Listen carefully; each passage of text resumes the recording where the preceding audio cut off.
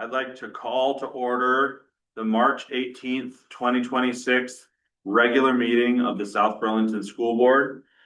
The first item on our agenda is a proposed executive session to discuss employment of a public officer or employee. I don't think we'll need the other options for why we go in executive session, just employment of a public officer or employee. I would entertain a motion to find that premature disclosure of the information would put the district at a disadvantage. I move. Emily moved. Dan seconds. Any discussion? All those in favor? Aye. The motion passes. I would entertain a motion to enter into executive session. I'll make the motion. Dan motion. Second. Emily seconds. Any discussion? All those in favor? Aye. Okay, we're now entering into executive session. We expect to be joined by our superintendent, Joe Clark, and we will be back at 6 p.m. And Superintendent Joe Clark joined us for that. We adjourned about 5:30. The first item on our agenda is the Pledge of Allegiance.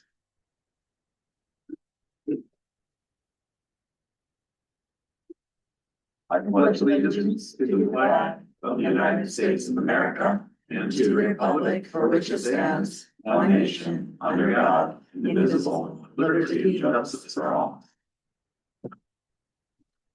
The next item on the agenda is announcements. I have an announcement.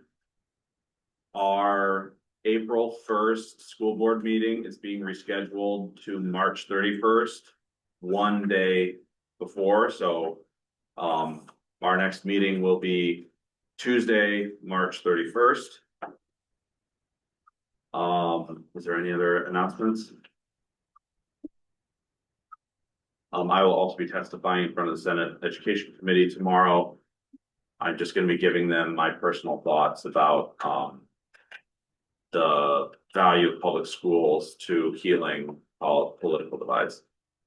Slow. The next item on the agenda is review and accept agenda. So we have comments from the public. Then we have 4 discussion items. March 11th, 2026 federal law enforcement incident on Dorset Street, update on ENDS policy committee, legislative advocacy, school board website update. Then we have the student representative report. Then we have 2 action items, monitoring 2.5, and which is financial planning and budgeting, and monitoring 2.9, communication support to the board. Then we have superintendent's report, which today will be around student behavior. And then we have the consent agenda. Are there any suggested changes to the agenda? Yes, I would suggest that we remove the monitoring report 2.9, communication and support to the board until such time we're able to prepare a report. Yes, so does anybody object to moving the 2.9, giving me and Michelle a little bit more time to finalize a report? Okay, so that is struck from the agenda. The other suggestion that I was going to make is, since we added a discussion item about the March 11th law enforcement incident, we removed the school board website update section discussion item. Do we have any objections to that? Okay, so we'll also strike that one. Any other amendments to the agenda? All right. Then the next item on the agenda is comments from the public. So at our school board, there are 3 opportunities for the public to comment. During comments from the public about any topic, whether it is on the agenda or not. Also, before the board takes action on an action item, but only on the topic being action. Also, if this is a specially warned community forum, but only on the topics warned for that community forum. This is not a community forum. This board will not respond to public comments unless this meeting is a specially designated community forum and the comment is on a topic warned on the agenda. You'll be given up to 3 minutes. Please do not violate anyone's privacy. And an official complaint or grievance cannot be filed during public comment.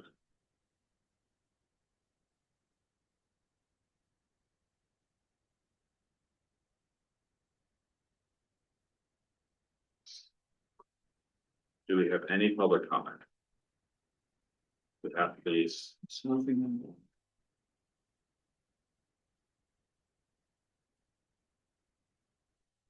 Nothing. Okay.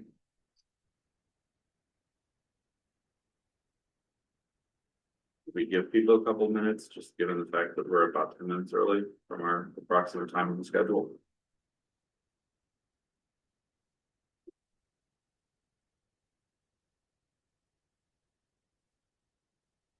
I think we can move on. Okay. We will move on. There's nobody online still? No. Okay, And we do have another time if someone wants to talk about specific things during the discussion, That's not. but only us. but only, Only the the actions, the time, then it would only be about that. Yeah, so that's why I just wanted to make sure there was plenty, I don't want somebody to show up at 6:15 and say, hey, you didn't let me talk about this, but I also understand it says approximate time on our schedule, so I think we can probably move on. I'm gonna give people 1 more minute while I join the Zoom and then we'll move on.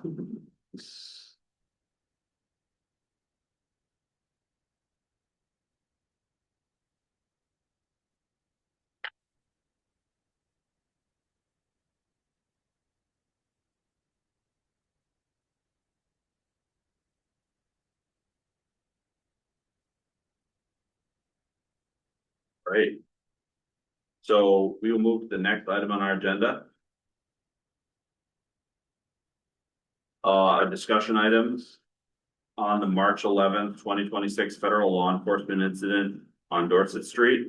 And I'll turn it over to Joe if he has any comments on the incident. No, my only comments were, that this was a, municipal activity, not even municipal. It did not happen within the schools. It was down the street from the schools. Nonetheless, our staff did a wonderful job in, making sure that students, were, I say safe, not, maybe not, emotionally or mentally, because it was, there was some angst about what was going on, but, the staff did a great job of keeping, students, keeping students safe. And big shout out to Monica for all the work that she did, helping, the family who, was in need. Okay. Thank you, Joe. Are there any board members who would like to make a comment on the event? I have a question, and the question is really for Joe, and Sure. that's just, I'm wondering, is there any policy recommendation for, anything that you think would help for similar situations in the future? And I kind of want to isolate my participation to things that we can do practically as opposed to impractically.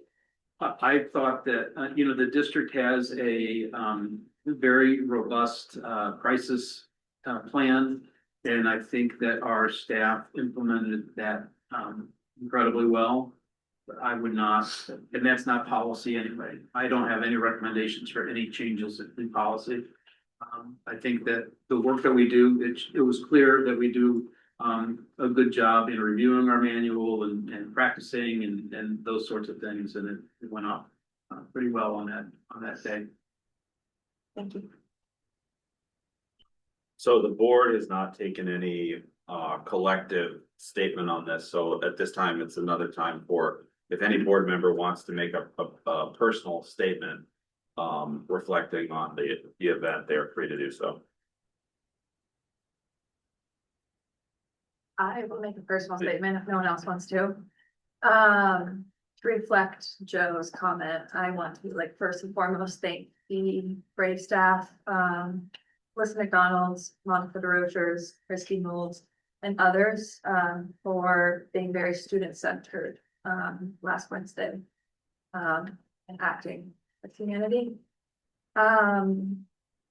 I think that, I understand that it did not happen within the schools and there's not much that we can do within that, but I do think that it's really important.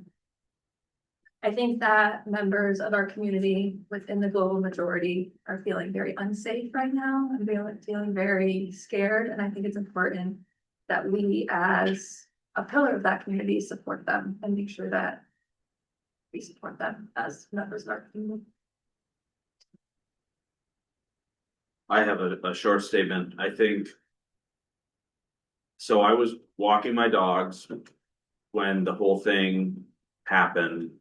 And I pretty quickly figured out that there was some pretty dangerous vehicular activity right outside the high school, and at a time when, you know, elementary school students were passing in school buses. Like I always walk my dog right about that time, and it was all happening right about that time. And as I watched the events unfold over the course of the day, where I kept coming back to was the issue of just kids' safety. You know, kids' safety, it's the thing in our society that we take the most seriously. It's more important than food, it's more important than shelter, it's more important than money.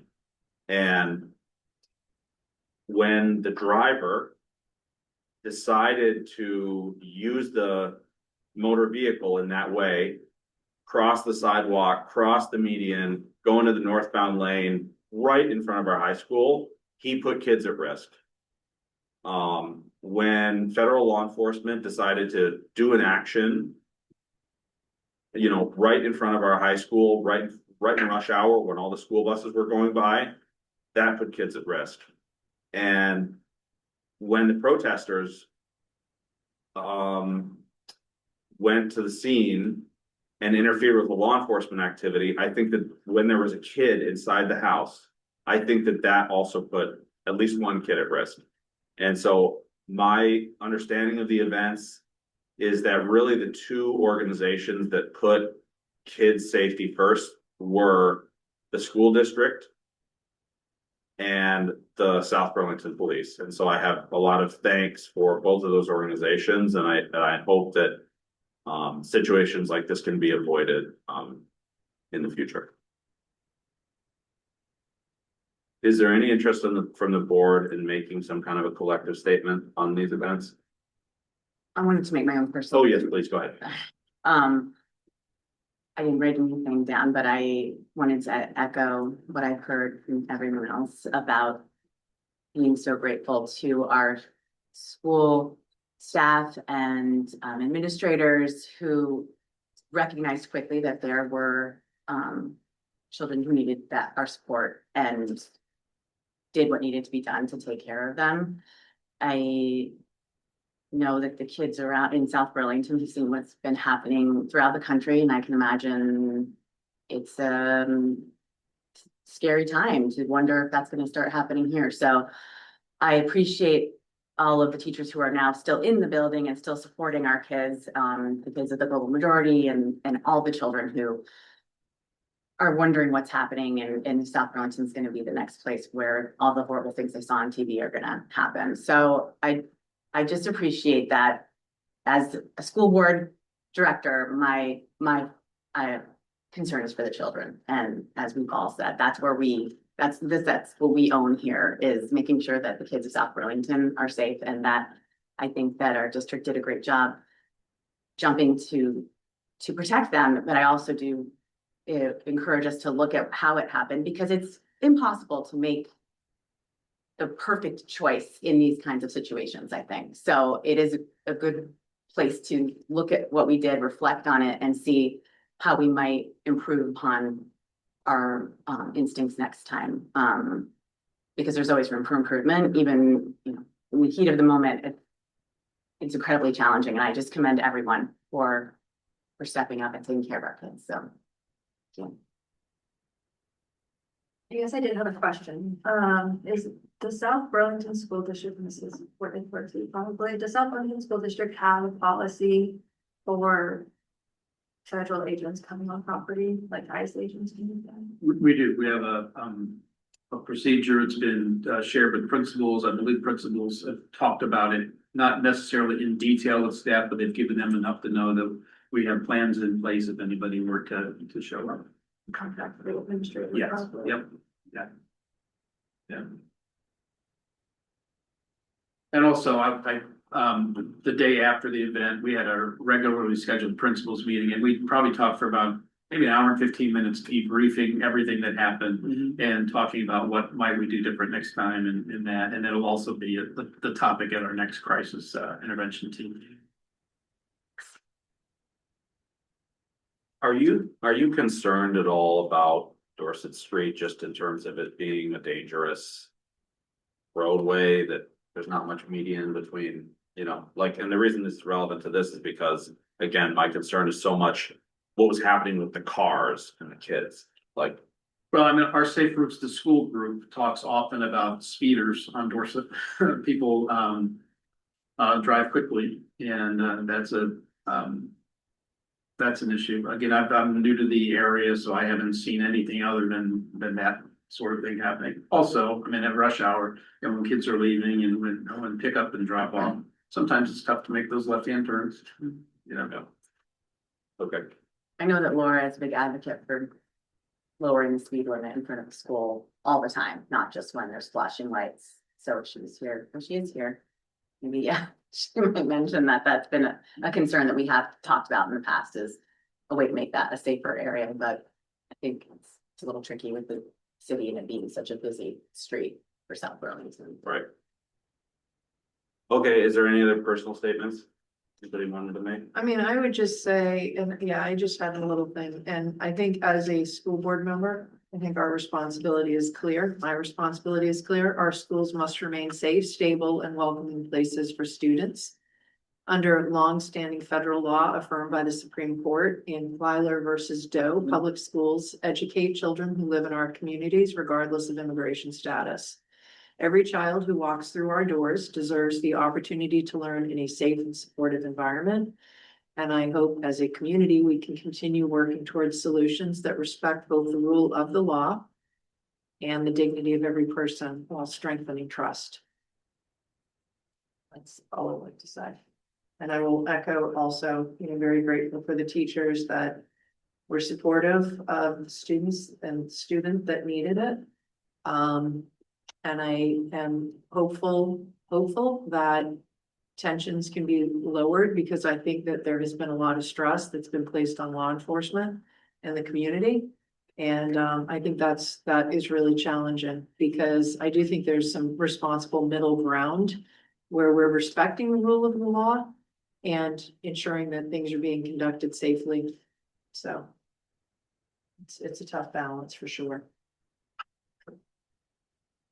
So is there any interest on the board to make some kind of a collective statement? Okay, I'm not sure, if anyone, I'm not sure if the community is hoping to hear something from us. That would be my only reason, concern to maybe share with them if there seems to be concern. I haven't seen too many comments come in. I don't know if anyone else has had interactions with the community about wanting to hear more from us. I've not heard anything. I did have a meeting with the union today, and I will be putting out a statement to staff, just reminding them of what their role is in not only keeping kids safe, but also in being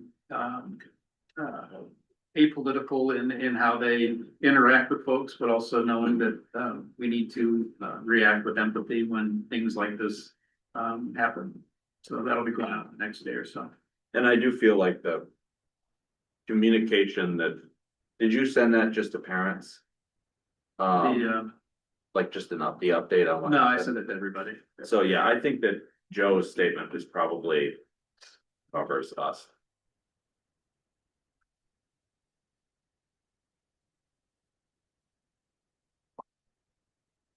Yeah. As part of my role, I over. Would you introduce just to Yeah. people who you are? My name is Monica DeRocher. I'm the Director of Diversity, Equity, and Inclusion, and Social Emotional Learning here.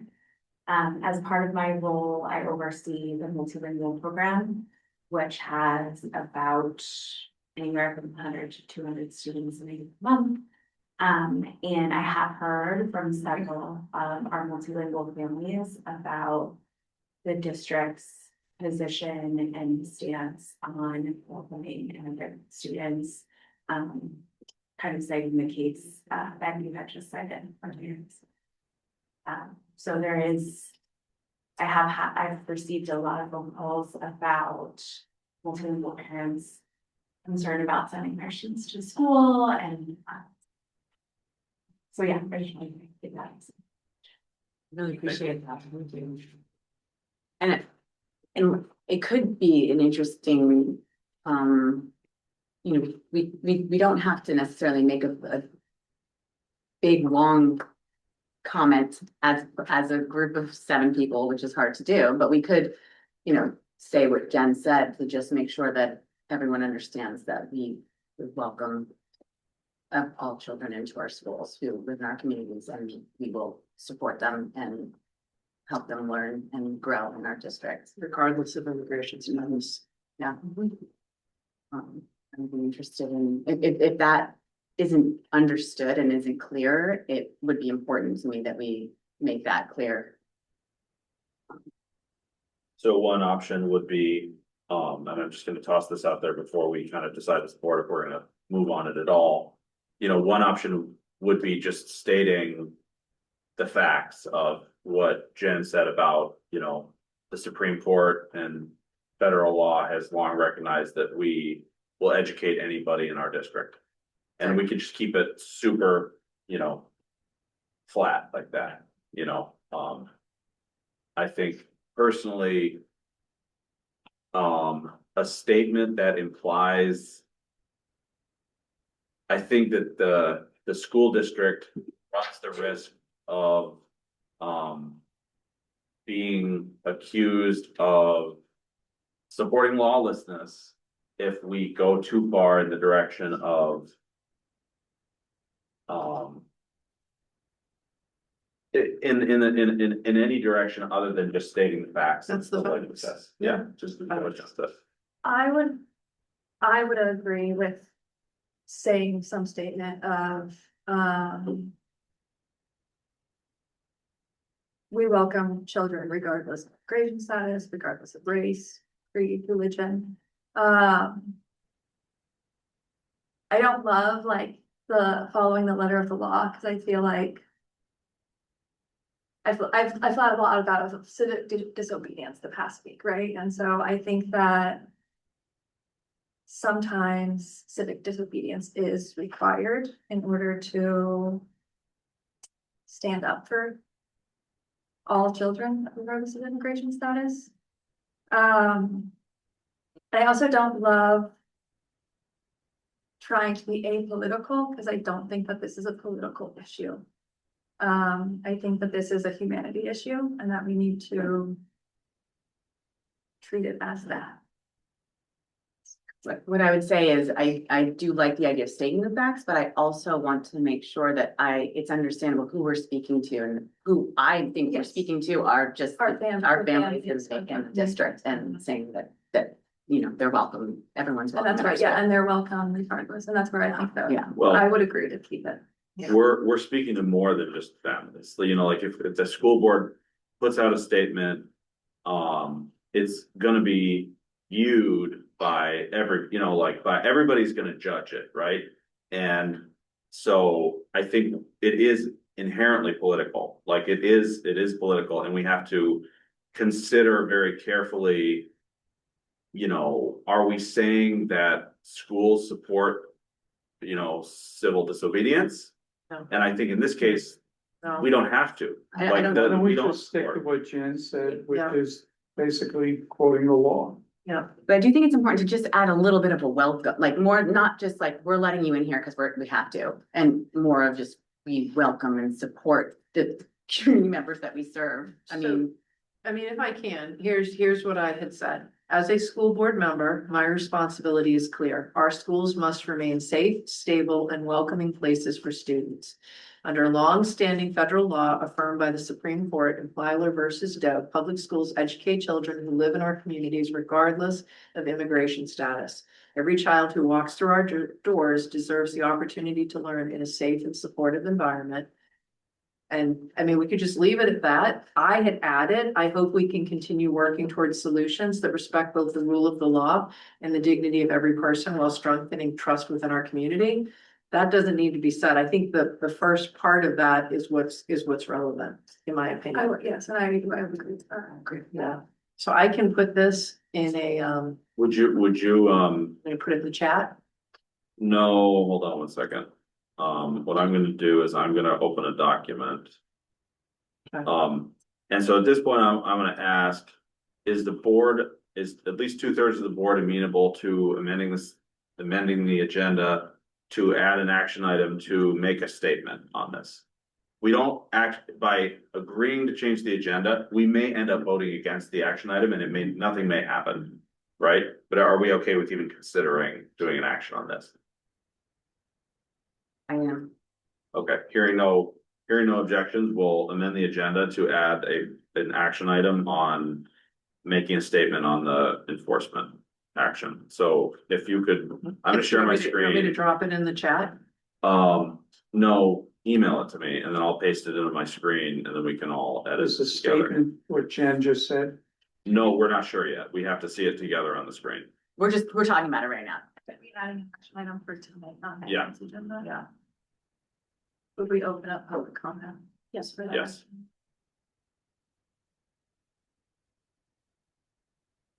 Yeah, we didn't just vote to make that statement. We just voted to talk about it.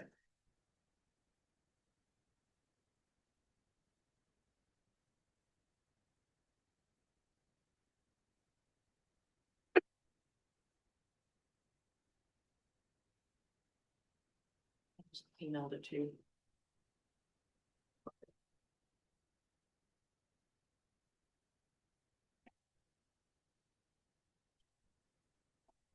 I'm gonna paste this in and it's not, we're still going to discuss it once we paste it in.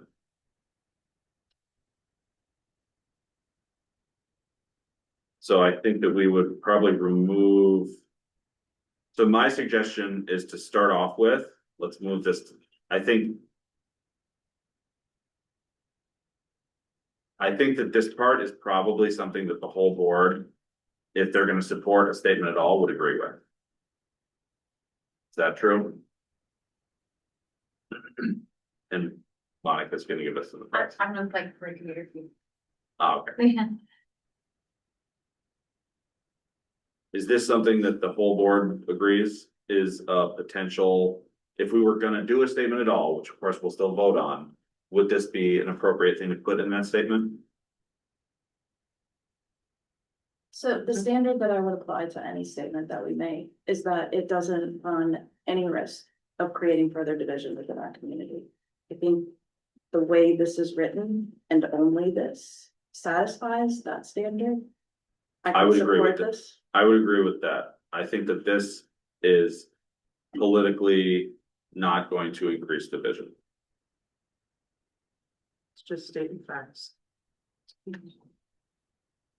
Go any further, might alienate one side, or you might alienate some. And that's not what we're here for. No, I'm not here to create a bunch of false dichotomies and put people in boxes. Can I change deserves to has the right? Just because it's a, Right, yeah, totally. I guess what I feel is, I hear what you're saying about where this will be out to the whole community, and I understand that. My focus is reaching as a school board member, the school and who we serve is what I'm thinking of, and I want to make sure that it reaches, my most concern is how this will be understood by the people who are needing to hear it in our community, who have children in our schools who aren't sure where we stand. So I get that other people will have opinions and that's totally their right to do, but as long as my first concern is reaching the people who want to hear from us to know that we support them.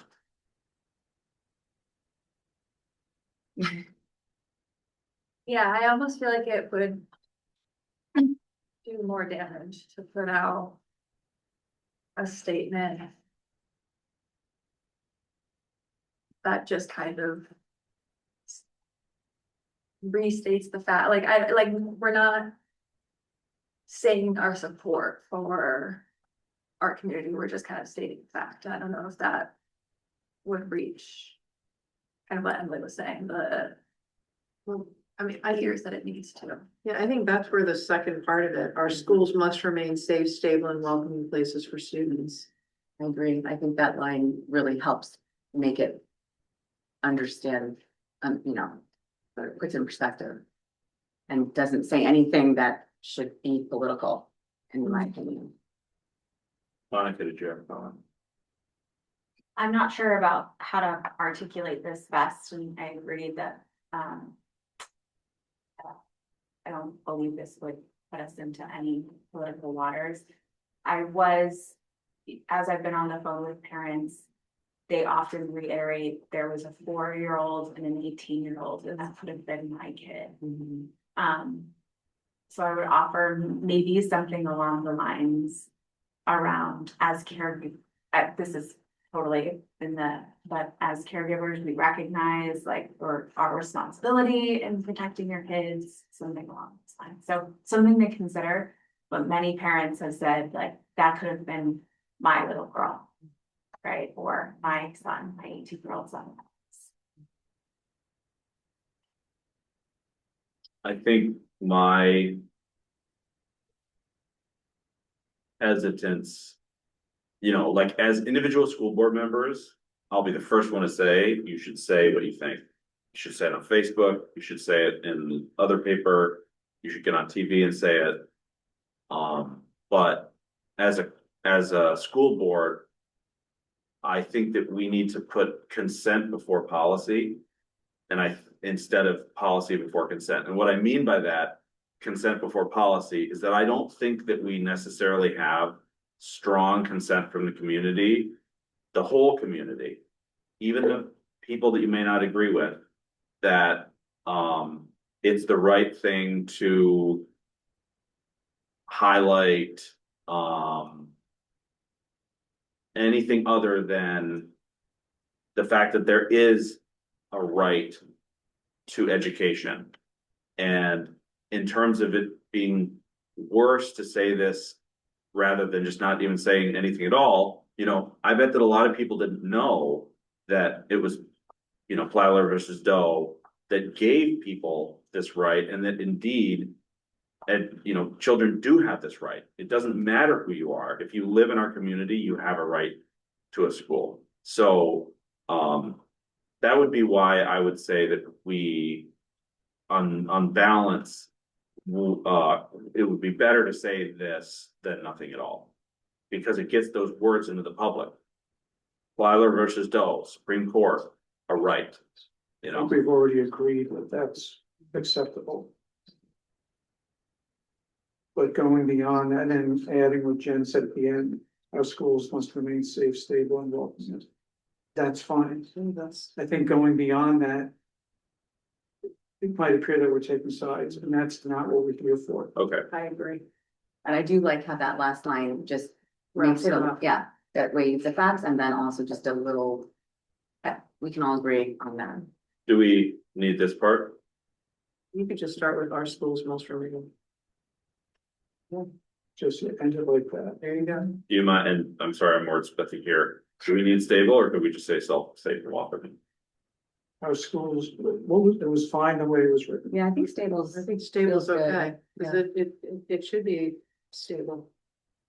But All students. you guys, All students. they're welcoming places for Oh, all thank you. students, for all students. Sorry. Thanks, Mark. Couldn't resist. You're out of order. I know. Any That's a other good ad. comments? Okay, so at this point, I would entertain a motion to release a statement from the board. I would entertain a motion to release a statement from the board stating under longstanding federal law affirmed by the Supreme Court in Plyler versus Doe, public schools educate children who live in our communities regardless of immigration status. Every child who walks through our doors has the right to learn in a safe and supportive environment. Our schools must remain safe, stable, and welcoming places for all students.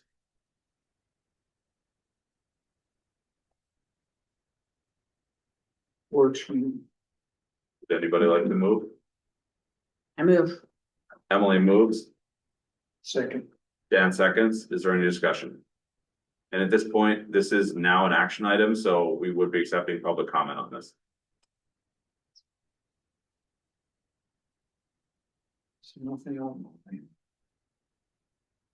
All right, all those in favor? Aye. Aye. All right, the motion passes. So we will get that on our website. All right, is there any other discussion on this item? Okay, we'll move on. The next item on the agenda is the update on the ends policy. So we have to kind of reset our minds here a little bit. This is a policy governance district. Policy governance is a way for school boards to work. It's voluntary. We decided to use policy governance. And basically what it means is that we set ends and executive limitations, which is kind of like saying we set goals and then we set rules for the superintendent, and the superintendent can do anything in the world as long as it's allowed by law and it's not ruled out by our limitations in order to achieve those ends or those goals. And so at our last few meetings, we've talked about the need to update our ends policy and also update and create a strategic plan. And so at our last meeting, committee was charged, Michelle, Alyssa, and I, and we were tasked with just organizing this process of doing the ends policy update. So I've got a couple documents to show you today. The first one, I will share my screen.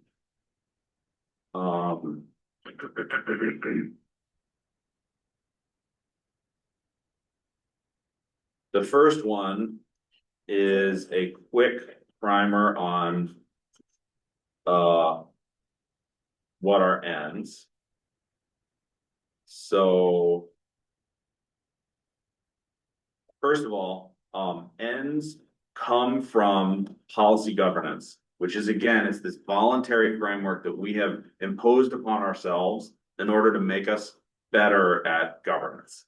And it was started by these people, the Carvers, a while back. And I personally think it makes a lot of sense because it basically tries to separate what we do from what the superintendent does and make sure that the organization doesn't get confused about who's in charge. So I'm going to go through just a few slides that are straight from the Carvers. This is from their frequently asked questions on their website. And I'm not going to read the full text of every frequently asked question, but I did highlight a couple words that I think are relevant. And what we're talking about here is what are ends, right? Because that's what we're updating is our ends policy. So this is my favorite FAQ for this particular topic. Isn't ends just a jargon word for goals? And according to our governance model, the answer is no, it's not the same thing, because an end has results, like what results we want, who is going to get those results, and the worth of the results, right? So we're not allowed to set an end that doesn't have all three factors, right? You can't just say we want these results, but not say why. You can't just say we want these results, but not say for who. So ends is a specific thing that is bigger than a goal. And so, like they say at the end, because they're very opinionated, people selling a policy governance theory, the use of traditional management terms would be dysfunctional. So what they're saying here is that as we go through the process of updating our ends, we should not fall back to words like goals, vision, like whatever. Like what we're talking about are ends. And the special thing about ends is results, recipients, and worth. this question has come up here. We have a strategic plan. Isn't that what ends are? And I highlighted, this is a strategic planning is a useful management tool enabling managers to plan the allocation and use of resources. So like the purpose of the ends policy update is to enable managers to do management things, right? So strategic plan is something that we are not going to write. We are going to tell the superintendent what we want, what he can and can't do, and then he's going to figure out how to build a strategic plan. And so later in the year, that will happen.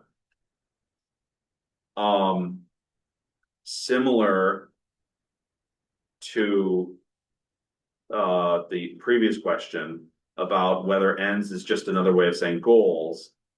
Ends are not just saying like what programs we have. So we're not allowed to have an end that is like, we are going to have a wood shop, right? As much as I would dearly love for that to be an end, we can't have that as an end. So the end, so at this point, this is obvious. Like an end is not just like we want to have a certain program in place. And then, they have some advice. I don't know how useful this is, but they say maybe like you should revisit your ends once every year. Revisit. We're not revisiting. We are updating our ends, right? Our ends have not been updated for 12 years, right? So the purpose of this process is a more comprehensive update of our ends. But I could certainly see that a future school board might want to revisit our work in a year, but hopefully don't have to redo everything. And then this is my favorite one. They say, okay, well, we already have a mission statement. So in South Burlington, I think it's arguable whether we have a mission statement that's separate from our end, so we might not fall into this trap. But their advice is that if you have a mission statement that you like, put it on the plaque, give it to the CEO, and then throw it away. I thought that's pretty funny. So yeah, I think that's really all I wanted to say about ends. Joe, do you want to say anything about ends or anybody else? No. Okay. So next, the committee met a few times and I think the most concrete thing that we want to show in our plan right now is the calendar that we're proposing. I think this will help us understand what we need to do as a board today and going forward. So the purpose of all of this is for us to have a third reading and an action on September 16th. So unfortunately, that's a little bit after Labor Day, but it should give the superintendent time to build the strategic plan in the fall and have it ready for the following year. Right, so that's the goal of this whole schedule, and we just backed into what we were going to do based on that. So a couple different concerns. One big concern is that we want to get wide demographic representation from the community in terms of what they want our ends to be. And so what that means to me is we need blue collar, we need white collar, we need older people, we need younger people, we need kids, people without kids, because the school district is owned by the voters and taxpayers, right? We're not owned by the parents, right? The school district is a service that is provided by the taxpayers to the parents. So we have to involve the widest set of people. That's one concern. And then the other concern is that obviously teachers and staff are an incredibly important stakeholder group. And so we want to set up this calendar so that they can be involved, right? And so we didn't want to do a lot of activity over the summer where traditionally staff would not be available to comment. So if we again look over the next few months until September 16th, this means having a number of community forums, the first on April 15th, the second on May 6th, then a third and then a fourth, all the way through June. The last day of school is June 16th. So what this means is that we will have given 4 chances for the community to show up at our meetings and talk to us. about ends before teachers leave for, or before the school year ends. Can I ask you a question? Yeah, of course. So those community forums, will you be holding those in different locations? Like, could we have them around South Burlington like I we've would love done to do before? Okay, That's a great because I idea. think it's a good idea to get out and maybe even consider too. Does it have to be set at those times or can we have other groups that meet at different times? Well, I'm glad you asked. Okay. Because the other thing that we want to do in addition to community forums is have focus groups. And so part of what the committee wants you all to do tonight is decide if it would be okay to hire a consultant to help us run those focus groups. And so the request to the committee tonight would be, would you set us a budget for hiring a consultant to run focus groups? And part of the idea with the focus groups is with the community forums, you're asking people to come to you. But with the focus groups, we could much more go to people and say, well, when can you meet? I want to meet with you. We'll go to where you are. We'll do it outside of a normal scheduled meeting. It's not a forum of the board or anything like that. It might just be a board member or two and the consultant running these focus groups. And so those focus groups would run basically during the same time as the community forums. They would be wrapping up just at the end of school. So that's how we were planning on getting information from the community who are the owners of this school, of the school district, and getting their input on this. A couple other notes here. So our proposal is that we should first hold a community forum on April 15th and then wait and ask board members to wait until May 6th to give their own opinions about what should go into the ends policy update. So in other words, right before our second community forum, we'll have a discussion item where board members are encouraged to give their ideas. They will have already heard the community say them once, but for example, I'm going to say, I really think X, Y, Z.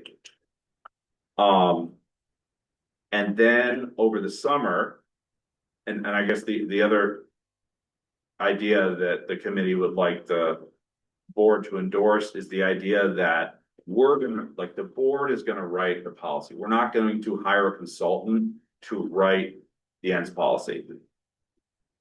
The committee is going to come up with a draft that we will then work on over the summer and have ready on July 8th with a first draft. And then we will work on all the month through August 12th. So the committee is gonna write the policy. And then bring it to the board for a first draft in mid-July, and then we'll work on it together in open meeting. So we're not hiring anybody to write this policy for us. We're gonna do it ourselves. So that's the big picture. Committee members, what other things should we talk about? I think we do want the consultant to review, however, in addition to other reviews, we need to look at feasibility of implementation. I think there are pieces of that as we move along and develop that. The actual language against the goals is to make sure that those are actionable, measurable, achievable, right? Smart And goals. that requires conversations with experts as well, so. So when you say consultant, are you thinking like VSBA? No, No? Okay. So, I have Because they have, I think, help. I will say that, certainly that is an option in the universe of options. It's not my recommendation, not because they don't do good work, but because I don't think they're completely independent as being kind of entrenched in the implementations of policy governance that we have in the state of Vermont. So to the extent that we would want to break out of that and have somebody leading process and doing data collection that doesn't have skin in the game, that doesn't have a political stake in the ground, I think is advantageous for us. But my 2 cents and. yeah, so That's good perspective. Had you looked into cost pricing for consultants? no, but I was imagining, I don't know, do you want to say anything about It's a chicken and egg conversation, right? Like, what's the budget? What's the, So I developed a list of possible consultants. And they include people that are former colleagues, people doing this kind of work, but it's in my own professional area, so I do know people. There are also people that I know word of mouth. There are large organizations that you can go to. Their pricing is varied. Particularly when you get into up to, you know, like big consulting groups like McKinsey and that kind of Ed First probably is a little pricey.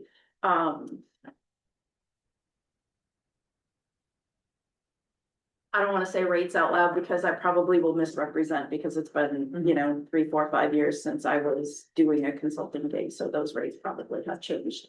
What I do know is I've reached out to 2 and I've had an in-depth conversation with 1. And what I will say is she is more than willing to submit a, you know, kind of a proposed modular structure. Like, if you just want me to do the focus groups, this is what it will cost, and these are what my rates are, and this is what I think the estimate of effort is. We could do it the other way, you know, set the max, which I think is useful because we kind of want to know where we're working. And back into it from there. Yeah, that would be my suggestion, is that similar to the budget, you know, we draw the box, and if somebody can fit in that box, great. And if they don't, then we'll try with somebody else. So Right. that would be my suggestion, is that we say get proposals that are up to, let's say, $15,000 or something like that. So I think that that's probably all we need to talk about in terms of the update from the ends policy committee. If the board agrees that with the idea of having 4 community forums, with the idea of having focus groups, with the idea of us actually writing the policy and then having it reviewed by this consultant and then also presented to you all on July 8th.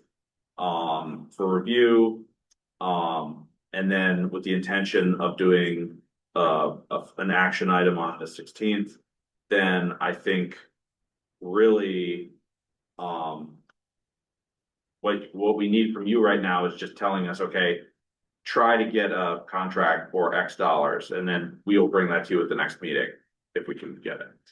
Okay, I have another question. I mean, and I know that I asked this, I think during our last meeting, and I forget what the response was, but when I did go through VSBA training last year, they had talked about the portrait of a graduate. How could any of that component, I don't know if that's like a trademark program, like portrait of a graduate, but I just remember there were some cool takeaways from that. One of them was, it was like graduation, and there's a large number, we're going to be having the end of the school year coming up. So I'm thinking about soliciting input, and maybe I'm jumping ahead here, I just want to put this out there, but soliciting some input from families who actually do have kids that are in the schools at the graduations, kindergarten, middle school, high school. I remember VSBA saying they had set up a table and they had, you know, when my student walks across the stage, I want to, or I forget exactly the way that they phrased the question, but people would have Post-it notes and they could turn things in, and they were using that as one of the kind of metrics that they were collecting and, you know, to evaluate, not even metrics, but just data that they were collecting as they were looking at all of this. And I'm just thinking of, you know, so again, it's just an idea kind of out there. Like, I don't know if when you're doing the ends, like how would that align with the portrait of a graduate, or is there any relation between the two? So the ends we have right now, if you put our ends up to portrait of a graduate, they look very, very similar.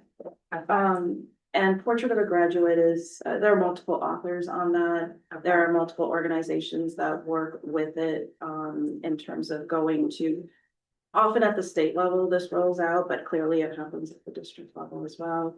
To, you know, figure out how that what version of that you want to implement as your kind of guiding light for your organization, because it's not always policy governance, right? At the state level, when Portrait of a Graduate is implemented, it drives the assessment and accountability system.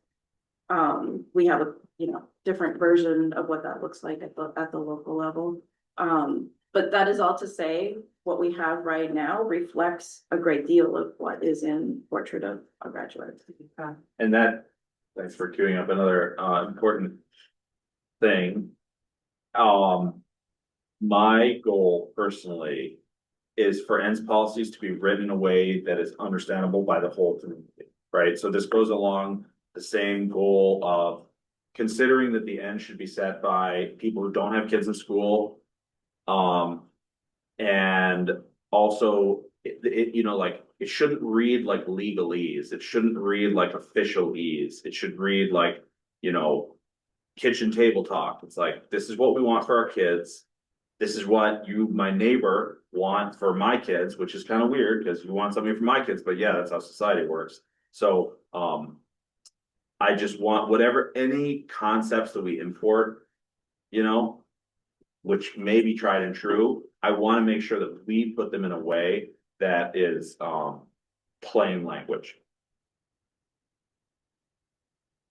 And that helps tie in the understanding of the community members who don't have children, but in the district, but how everyone's affected by how the Yes, children are exactly. educated. And there's positives for everyone when we focus on bettering the education of our kids in the district. I did want to just point out that we changed the date of that. April 1st, you can change it to May 31st, but that was my only little thing I noticed. And I don't want to jump the gun there, but it's thinking about ways that you can solicit feedback from the community. And I just happen to like the idea that they had it at like graduation events, because these end of the school year, and there were tables that were set up and they had Post-it notes, ways that you're just collecting the information. Or Joe, I would imagine you go into your 3Q groups and, getting them engaged again, continuing to tap in and pull some of those voices. Yeah, some of the ideas for who we talked to from a focus Oh, group do you point of have that all view. in? Well, I think it was in there Started somewhere. list Okay.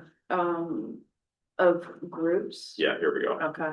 It's gotten quite long. Okay. Yeah, the thing about this, it's heavily weighted inevitably towards school community. Yep. But, yeah, so I added what you were suggesting, Jen, collect inspiration on graduation day. And I also, this was important, I don't remember if it was Alyssa or Michelle, who pointed out that, after we do our first reading on August 19th, we'll send out a community survey and we'll hype it. When we were doing superintendent search, we got 400 responses. So, that'll hopefully just be Yeah, great. the icing on the cake Like of a a process that has been. confirmation Yeah, and minor tweaks at that point. yeah. I would just Did we say, miss anything? I mean, just for timing, collect inspiration on graduation day, that's awesome. Graduation days for the high school is June 12th. I don't know if it Oh, matters, no, it but does- it some does of matter those for this, things, yeah. some of those things, I think you would want to move forward. Because, and it may not just be the high school, it may be kindergarten graduation, it might be middle school graduation. I mean, these people are gonna have more skin in the game because their Yeah, kids are gonna be, I love that idea. And Yeah. I think that going around, and using our student representatives to, yes. I was gonna ask help that, students go in and write post-its and stuff. yeah, I was gonna ask, cause I've heard ends all the time, but like still trying to fully understand what they are, like. I think it would probably be great to hear what students want out of their ends, since that's what's affecting them, right? Mhm. Like I still have a great understanding of them, but I know like. We just started the superintendent advisory group with Dr. Clark, like any moment could reach out to that group to get input on this kind of thing, like. I think it will be important that students also have an input as one of those community Right. Yeah, we've got sections. multiple students. Yeah. A good way to, well, one way maybe you can think of to ask the question is so ends you can think of as outcomes, but they're outcomes for you. Yeah. There, what outcomes do you think will best prepare you for your What, life beyond high school, right? what, who, why? Wait, The, Yeah, the absolutely, result, the recipient, the worth. yeah, right, And I think what's missing, and I really like your point, is, you know, maybe the superintendent could coordinate some kind of a student assembly.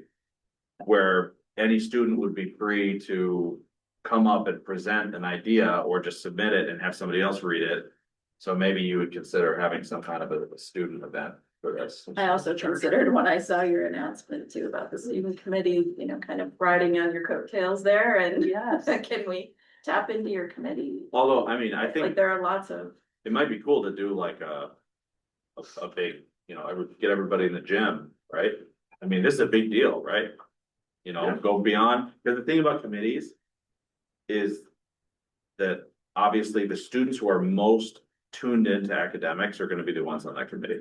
And the people who are, you know what I mean, which is inevitable. It's hard to get around that problem, but like at least in a big audience, you might get a little bit more participation from people who wouldn't necessarily volunteer for a Get a committee. slingshot with Smarties.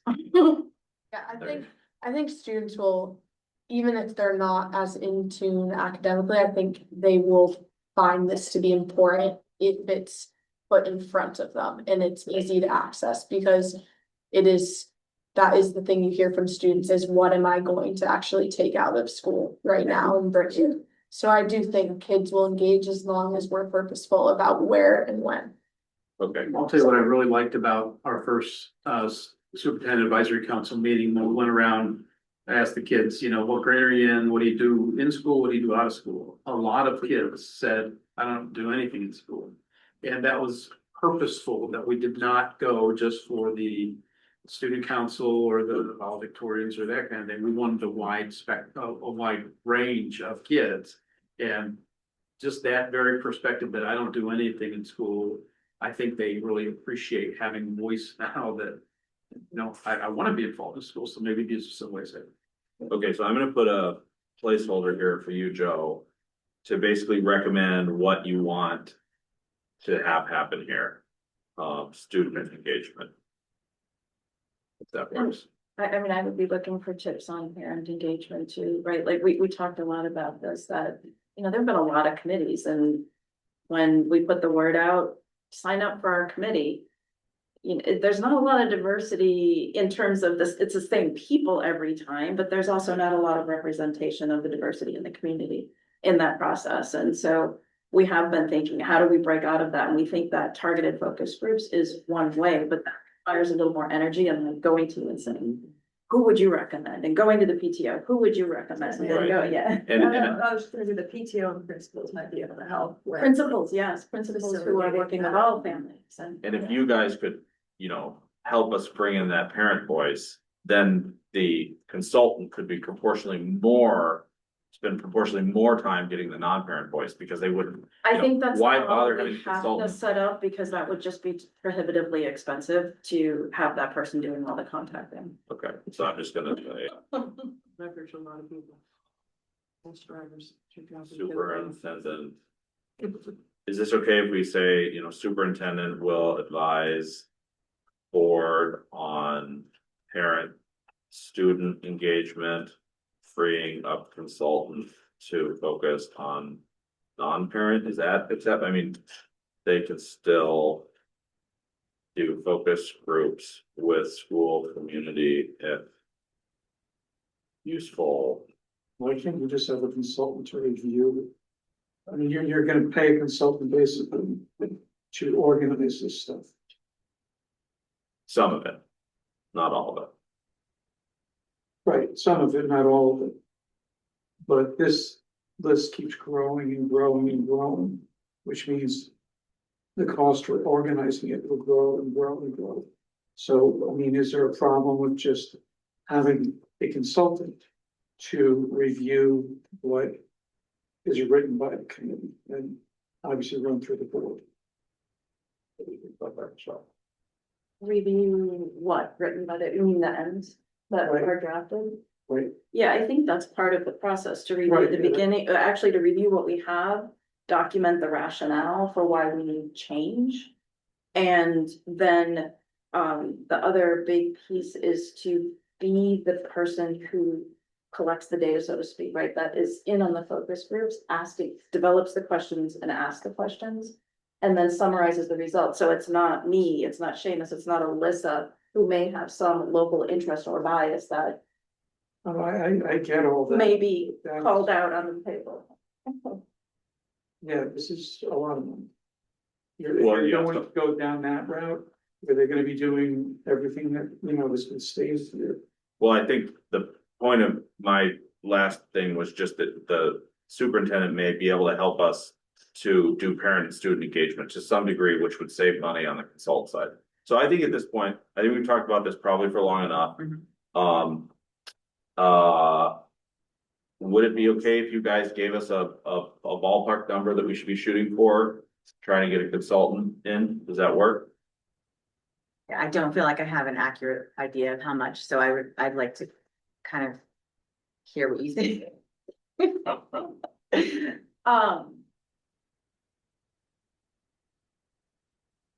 I was thinking, I don't wanna predetermine it either, right? Like I Yeah. kind of, part of me wants it to come up, like, tell me what this costs and I'll tell you if Right. we can afford it. I was gonna say, could we get like a number and bring that to the board for So- approval? we could, I think that, and I'm totally happy to walk away from this conversation without a number in mind, but I think if the board said.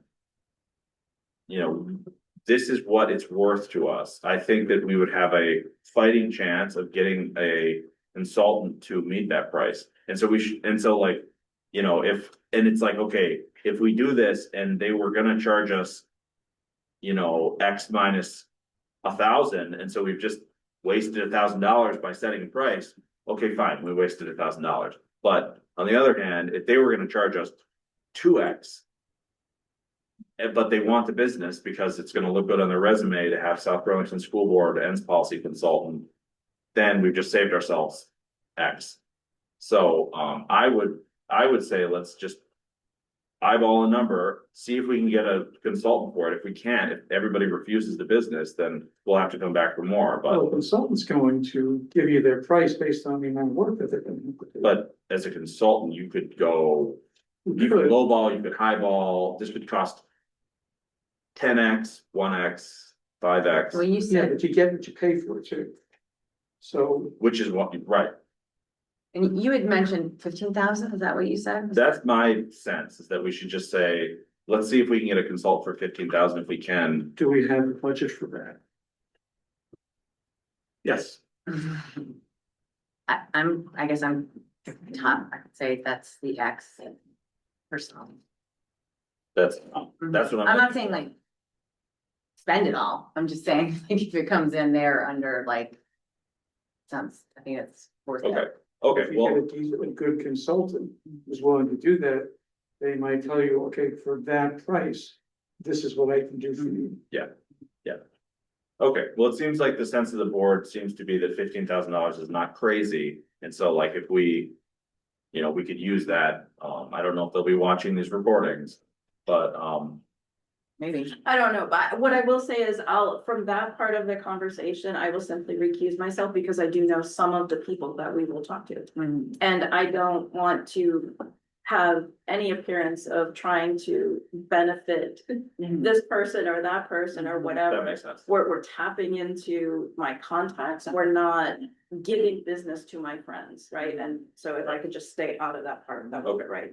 Okay, so I feel comfortable with the number we've been given. It's obviously not a commitment from the board, but it's a good ballpark. And it sounds like nobody objects to, it's clearly worth that amount to get a good consultant, so. Okay, great, all right. We'll move on to, the next item on the discussion agenda, which is legislative advocacy.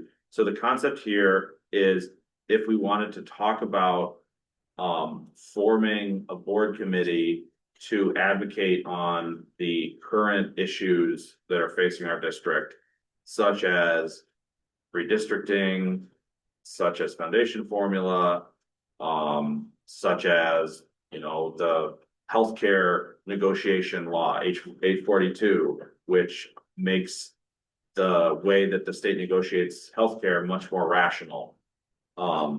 So is that something the board wants to discuss right now?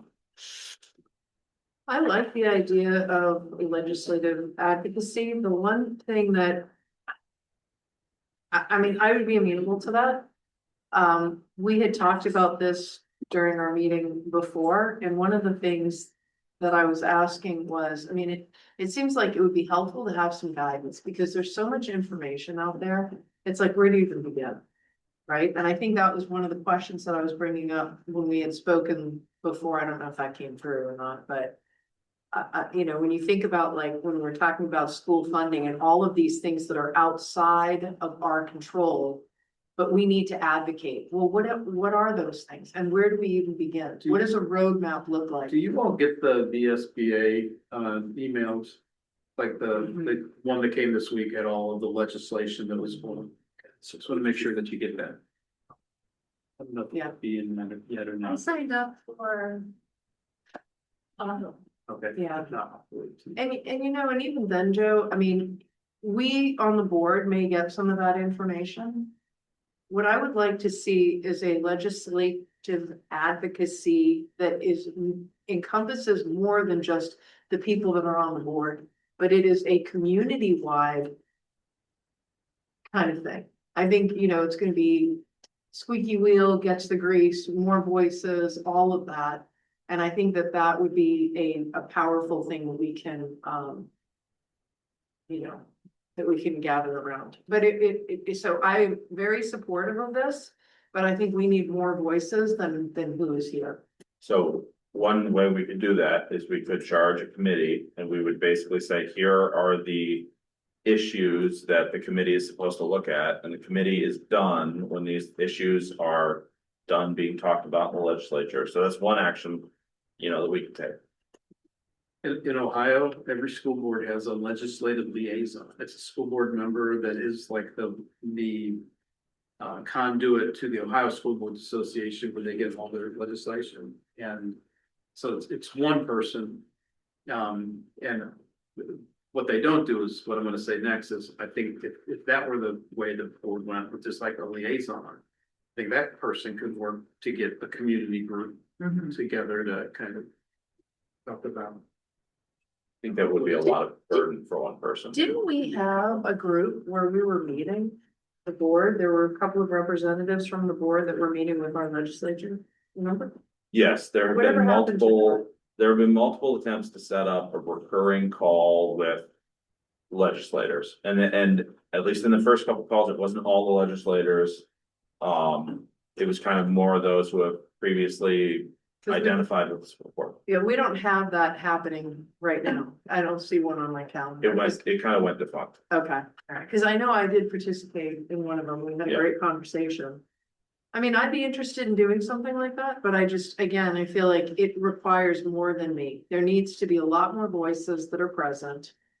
I think voices from the community that are Right. divided, particularly voices that are frustrated with the school spending, I mean, would be, you know, to be able to look at that and to say, what are the things that we can potentially help to influence? Maybe we can get Jerry Silverstein to the State House. That would be great. I know he's on the call. I guess my suggestion here is that. I don't think we need to talk too much about this tonight. I think that we should consider, charging a committee. Because I think it's too much burden to put on one person, and the purpose of that committee is to do more than just talk to our legislators on the phone. But to actually organize Yes, groups of people in the community to go to the State House. It's remarkably open, as I have learned recently, yes. and just kind of make South Burlington's presence known. Okay. So is the board amenable to the idea of charging a committee? Yes, Sounds like there's I no am. objection to that. Okay, so the key thing about committees and policy governance is that you're not allowed to have a standing committee. You have to specify what the end of the committee is gonna be, right? And so I would suggest that such a committee would cover redistricting, foundation formula, healthcare negotiation. But as I say that, I'm realizing, well, so is it, how do people feel about that kind of a structure? Could you just make it Act 73, so it's not a million things, it's just that one thing? But wouldn't we wanna Healthcare. advocate on the other stuff? What's that? Wouldn't we wanna advocate on the other stuff? Well, those things are a part of Act 73, HA 42 is. but redistricting and foundation funding, Well, but I was saying also HA 42. that would be different, yeah, for sure. But I agree that it needs to be, not just because of policy governance, but from a functional perspective, it needs to be pretty focused. Like having a big long list of things that you're advocating for. Will, Yeah, if no, you're I kind of talking totally about agree. everything then, and you're not, you don't have a focus where you're actually bringing. Well, I don't necessarily agree that healthcare costs, redistricting and foundation formula is too much for this committee. Is that what you're saying? No, I'm just saying that it doesn't, Going much it's, beyond it's, that. Is there? it's six of one, half dozen of the other is what it could be, you could call it Act 73, that's one thing, because it has both those things in it. Or you could make it separate. Do you have any other suggestions for things that we might wanna look at, from a legislative advocacy point of view? I think a possible suggestion is instead of listing the topics you want to talk about is make the ad hoc just time-based. So that we are going to advocate for anything that has an impact on South Burlington schools through the end of the legislative session in June or whatever. That's Yeah. a good idea. So we basically form a committee to. To work on legislative issues this. And then, you know, like spiritually, it's like, well, that kind of is a little bit like a standing committee that just stands up during when the session is in session and then stands down when it's not. But let's evaluate when we get there if that's a problem, you know, because there is a purpose to having a focused committee, you know, because it's the board telling the committee what they should work on. Right, I also feel like there's a lot of uncertainty about where this could go anywhere in terms of like. What we Yeah. decide, what this state decides about redistricting, so it's kind of hard to make an end goal when we're not really sure. Right, and it's our first time. Yeah. So maybe this time we just have a time-based committee, and next time we'll actually come more prepared and say, okay, here are the issues that we want them to advocate for. Okay, so any other I'm gonna propose a motion. Okay, so first of all, is the board amenable to again, amending the agenda to convert this into an action item? To charge a committee? No objections, okay. So the next question is, who would be willing to serve on this committee? We can have up to 3 people. You gotta raise your hand, Jen. Sorry, All right, it was your idea. that was my idea. I would be willing to serve in some capacity. I would also be willing to serve on this committee. I'd be interested, I do know that Laura has some connections, so, and we can work in, you know, great, so I. You nominated one. No, not You can nominated. nominate I wanna her. have a conversation. I want her to be part of the conversation before, that's all, so. So, well, I think that what we should do tonight, just to move the ball forward, is to, either we should wait until the next meeting when Laura's here and have this again as an action item. Do we want to do that? Can we wait till next meeting, have it a warrant action item and talk to Laura while she's here? Sure. I mean, Okay. is anybody else interested in being on the committee? Dan's like, I'm interested in like learning more about kind of what you're saying of like how can we advocate more and things like that. Okay. I think that warning it for action. Great. Okay, so what we'll do is we're not gonna change the agenda. We're just gonna warn it for action on the next meeting to charge a legislative advocacy committee. Okay, great. and it would be great to have student reps on that committee also. And they don't break our quorum, so. There you Okay, and we have struck the next item from the agenda, so we are now moving to our student representative report. Okay, we have a lot of announcements for you tonight, so just bear with me. There'll be no school for all students this Friday, March 20th, which will mark the start of Eid. Enjoy the long weekend. The art show at the University Mall is still happening until tomorrow, March 19th. So if you have time, go visit the mall and see artwork from students across the district. Activity block, also called A block, is returning to the high school. This is an opportunity for clubs to meet during an extended advisory period built into the school day. This time gives students the ability to explore new interests, engage with peers who share similar interests, and then also build community. We want to thank the student council for advocating to bring it back. And our first activity block at the high school will be next Wednesday, March, not 15th, 25th. And I think we will have 2 or 3 other ones this year as well. On Friday, March 6th, South Burlington High School hosted its 2nd annual National History Day competition. All students in grades 9 social studies and then grade 10 American studies participated. And this year's theme was revolution, reaction, and reform in history. And over 140 students projected and presented. The winners from each category can be found on the newest newsletter. And the state competition will be on Saturday, April 11th. And award winners will qualify for the national competition, which is in Washington, D.C. So we wanted to thank all the participants and then all the volunteers as well for a really successful competition. Can I ask a question? Yeah. Where is the state competition going to be held? Great question. I don't know that off of the top of my head. Do Okay, you know off the top of your head, Bert? Where's the state competition gonna be held? Yeah. I feel like I don't know. It's Okay. definitely like on the national history there. Okay. So I can also tell you next week. I'll find out. Yesterday, Moment and I helped host the first superintendent advisory committee with Dr. Clark. We discussed the purpose of the committee, we brainstormed future meeting topics, and we discussed the high school kitchen table discussions that me and Moment have been having as well. It was super successful. We felt like there's a really diverse group of kids there, and we can't wait for the next one. Thank you, Dr. Clark. The high school held another successful talent night last Friday and Saturday as well. This is the class competition where each grade competes with their original 15-minute script and judges grade based on participation, set design, and more. The seniors took home first place, so that was great, and the juniors trailed in second. And we wanted to thank everyone who participated and the Key Club who put a lot of hard work into planning it. Lastly, and most important, last Saturday, students from the high school and middle school traveled down to Norwich University for the state science fair.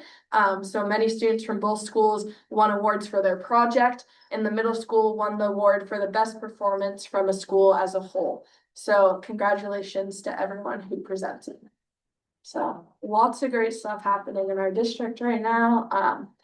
And I think me and Moment needed to talk about starting representative recruitment, but I think I can talk about that during setting the agenda for next meeting. So that sound okay? Can you forward me the newsletter with the NHD results? Yes, for sure. Does the board have any questions? The superintendent advisory council is made up of students in grades 6 through, well, Ollie's the only senior. We started so late in the year, we thought, well, one senior, and then kids, when you're on the committee, they are on the committee for life or until they quit. So they will move up, so they'll have some history of where we've been and what we're working on. So every year we'll add new 6th graders. And, you know, and how were they chosen? they were chosen by, at the high school, they were chosen by counselors, and the specific request was, we want kids who represent a wide spectrum of students in the building and kids that aren't afraid to speak their mind. So it was not, and specifically, we don't want kids that are involved with everything. We want this to be, general student population who has a voice. So, and how many are there from each grade? At the middle school, there's 2 from each grade. At the high school, there were maybe 8 or so from each grade. They're close to 40 kids here yesterday. And it was great. We had some good sandwiches and got a nice picture. That's amazing. Yeah, I like the picture, but you weren't in it, were you?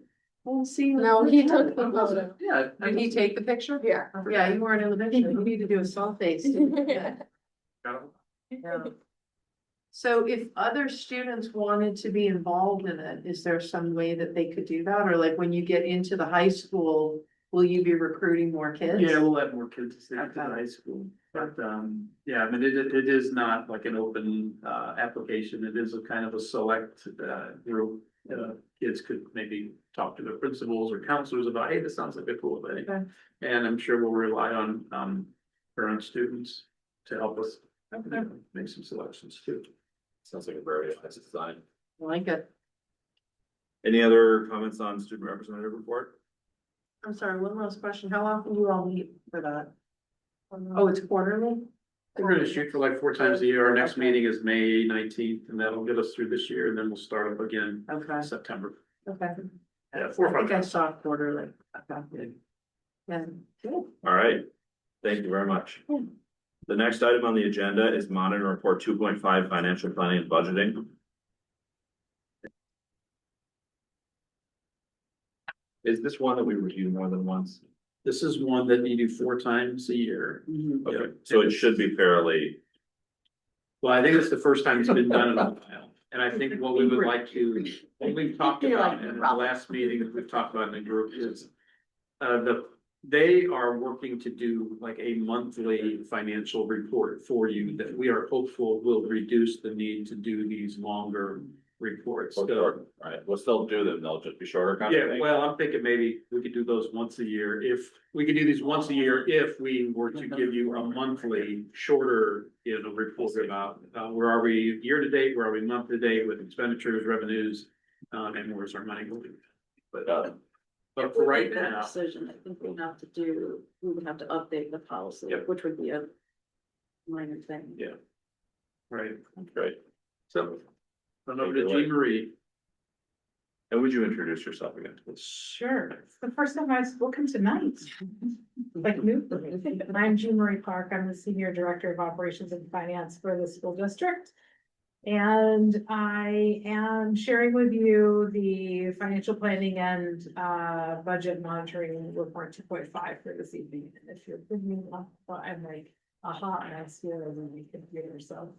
But I did want to share with you that I'm starting my own committee, which is the Finance and Facilities Committee. Why don't we combine that?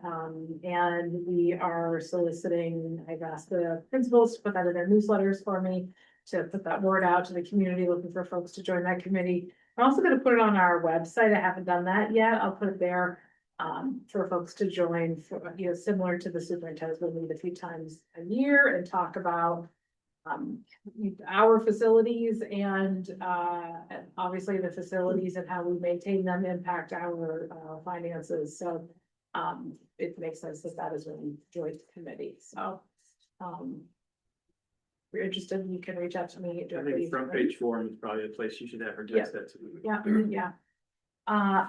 And before I start this, I just want to say that on Friday, we'll be doing bid openings for the 2 RFPs that we currently have out. We have an RFP for a piece of equipment that we'll use for snow plowing and snow removal. We also have an RFP for another boiler replacement project at the Orchard School. So just so the board knows, to make my friend Seamus happy, we have, it is loaded on our website as it normally is. It's been advertised in the other paper. And we've advertised it on Front Porch Forum. And then in addition to that, of course, we've sent it out to the vendors that we generally send it to and folks we have contacts with. So, so far, and we gave it a month-long deadline. So far, we have received 2 bids for the snow removal equipment and no bids on the boiler. I anticipate that we got one at least for the boiler, but no good deed goes unpunished.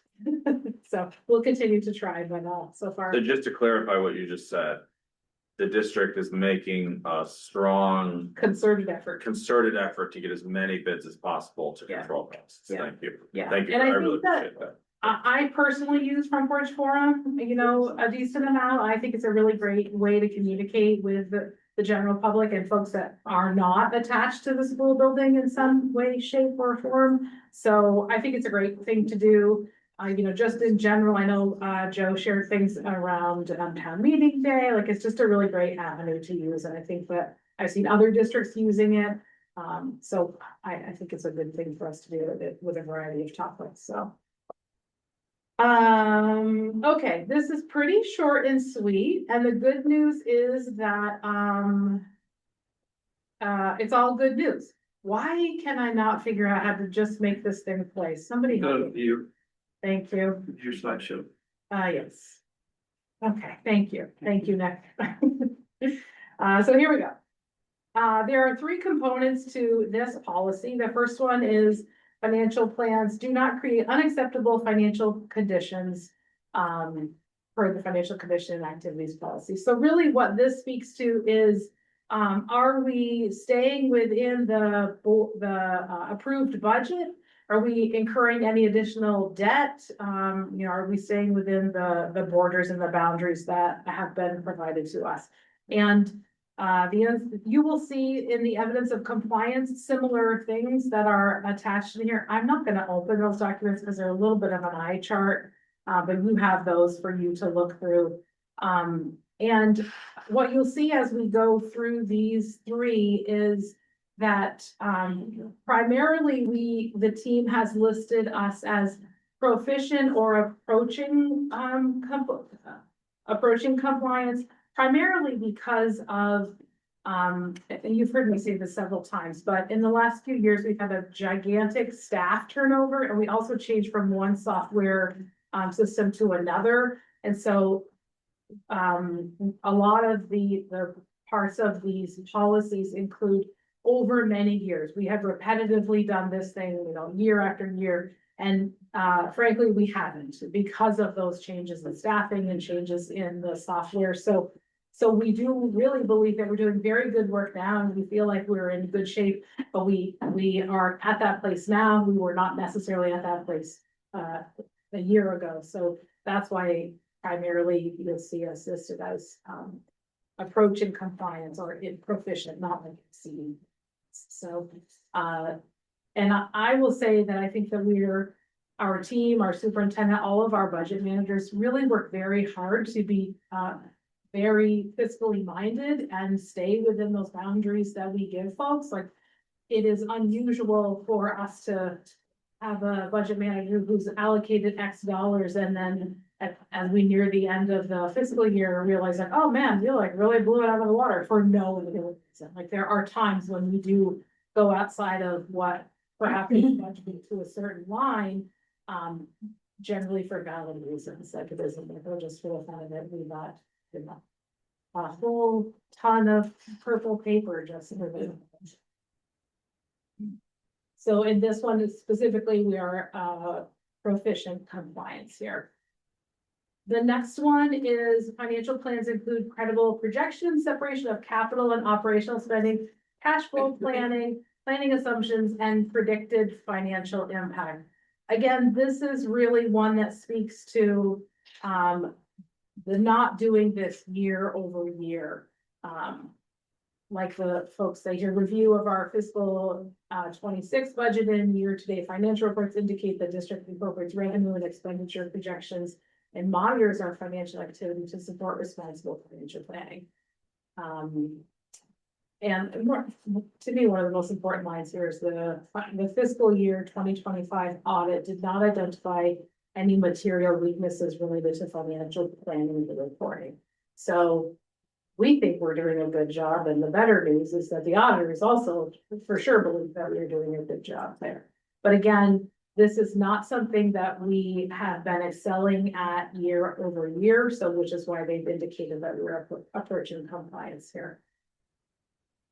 And then the last one is kind of to some of the topics that you were discussing earlier this evening. Financial plans provide sufficient resources for board governance responsibilities. So are we allocating enough funds for you to be trained in doing a good job of the job that you are assigned to do? You'll see it indicated in here, the professional development budget over the last couple of years. And then here's your December 13th minutes from the training that you did last winter or this winter. However, because we've had so much change in board members, the planning of it's not been there's not been a steady, comprehensive annual plan that we do for training or that you do for training. So the money's there, but we just haven't done a great job in pulling the trigger on some of those things. So again, listing as a curriculum is here.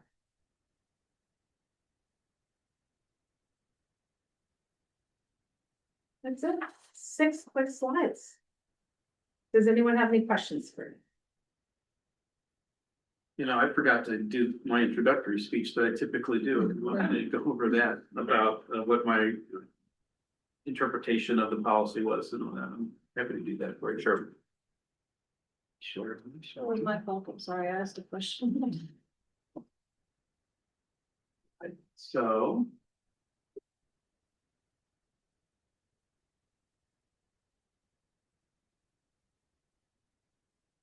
All right, so the monitoring report, you can see it is a short policy that's being monitored, and Jean Marie did a great job of doing that. Let me talk about what my interpretation was. We will be in compliance on the policy when we can demonstrate that financial planning and budgeting the current fiscal year and future years is explicitly aligned to the board's ends, priorities, is prudent, and does not risk financial jeopardy. It's derived from a coherent multi-year plan. Compliance further requires that financial plans include the specific elements identified in Executive Limitations 2.5. And the plan preserves the board's stated governance and investment prerogatives. And so you can, Jean Marie did talk about what these components are and what that looks like. And again, thought that was done well, gave you the report. And then you can see the rubric that the team went through when deciding what level of compliance, and realizing that proficient compliance is pretty darn good. It's almost impossible to get to advanced compliance. That's not that, it'll continue to be our goal, but we're feel good about proficient compliance, and we still do have some things to work on. So you can see that the overall compliance rating is approaching compliance. And then the executive summary tells you the things that we're going to do to get above approaching compliance. And so it's a long, several paragraphs, but specifically,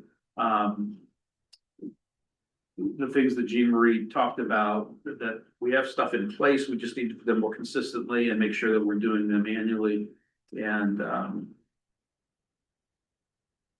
the final paragraph, I think, summarizes it well. Moving to proficient compliance will require both administrative planning and board ownership of governance development.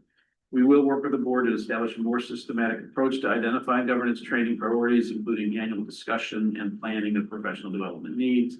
This will allow the administration to more accurately incorporate those priorities into the annual budget and ensure appropriate resources are allocated. So I think that comes down to really the retreat we've talked about a few times, is that when if we have an annual retreat, especially now that we have a board that's been together for a little bit of time, now we can start, instead of going to training about how boards interact, it could be training about what are our goals going to be as a board, what do we need to continue to grow on, and that can help us inform our budget for the following year, so we can plan for you to have your trainings that you're going to need. So that is that. Yeah. Questions you have for me or Jean Marie? Well, I actually did have some comments, and maybe can I share my screen real quick? If I can. Yep, well, yes, I'm sure. Okay, so I had shared this earlier with let's see if I can show you this, hopefully this pulls up there, right? Can you guys see my screen? Sure. All right, so what I did is actually continue to share PowerPoint. Yes, sure. Okay, so what I actually did is, this is very, very high level. And I was thinking that something like this is just a suggestion. I wanted to put it out for the board to consider. Because when I first came into this, like, policy governance was, what in the heck is this? I didn't know what it was, and it's taken me a while to figure it out. And so if you've got people from the community that are dialing in or participating in meetings, or maybe they're not, because this stuff is pretty high level and it can just fly right over their head, I thought it would be really helpful to provide an overview of what policy governance is. So I shared this earlier. As I was going through looking at everything, I thought, cold eyes, this is what I think would be helpful. What is policy governance? Why does it exist?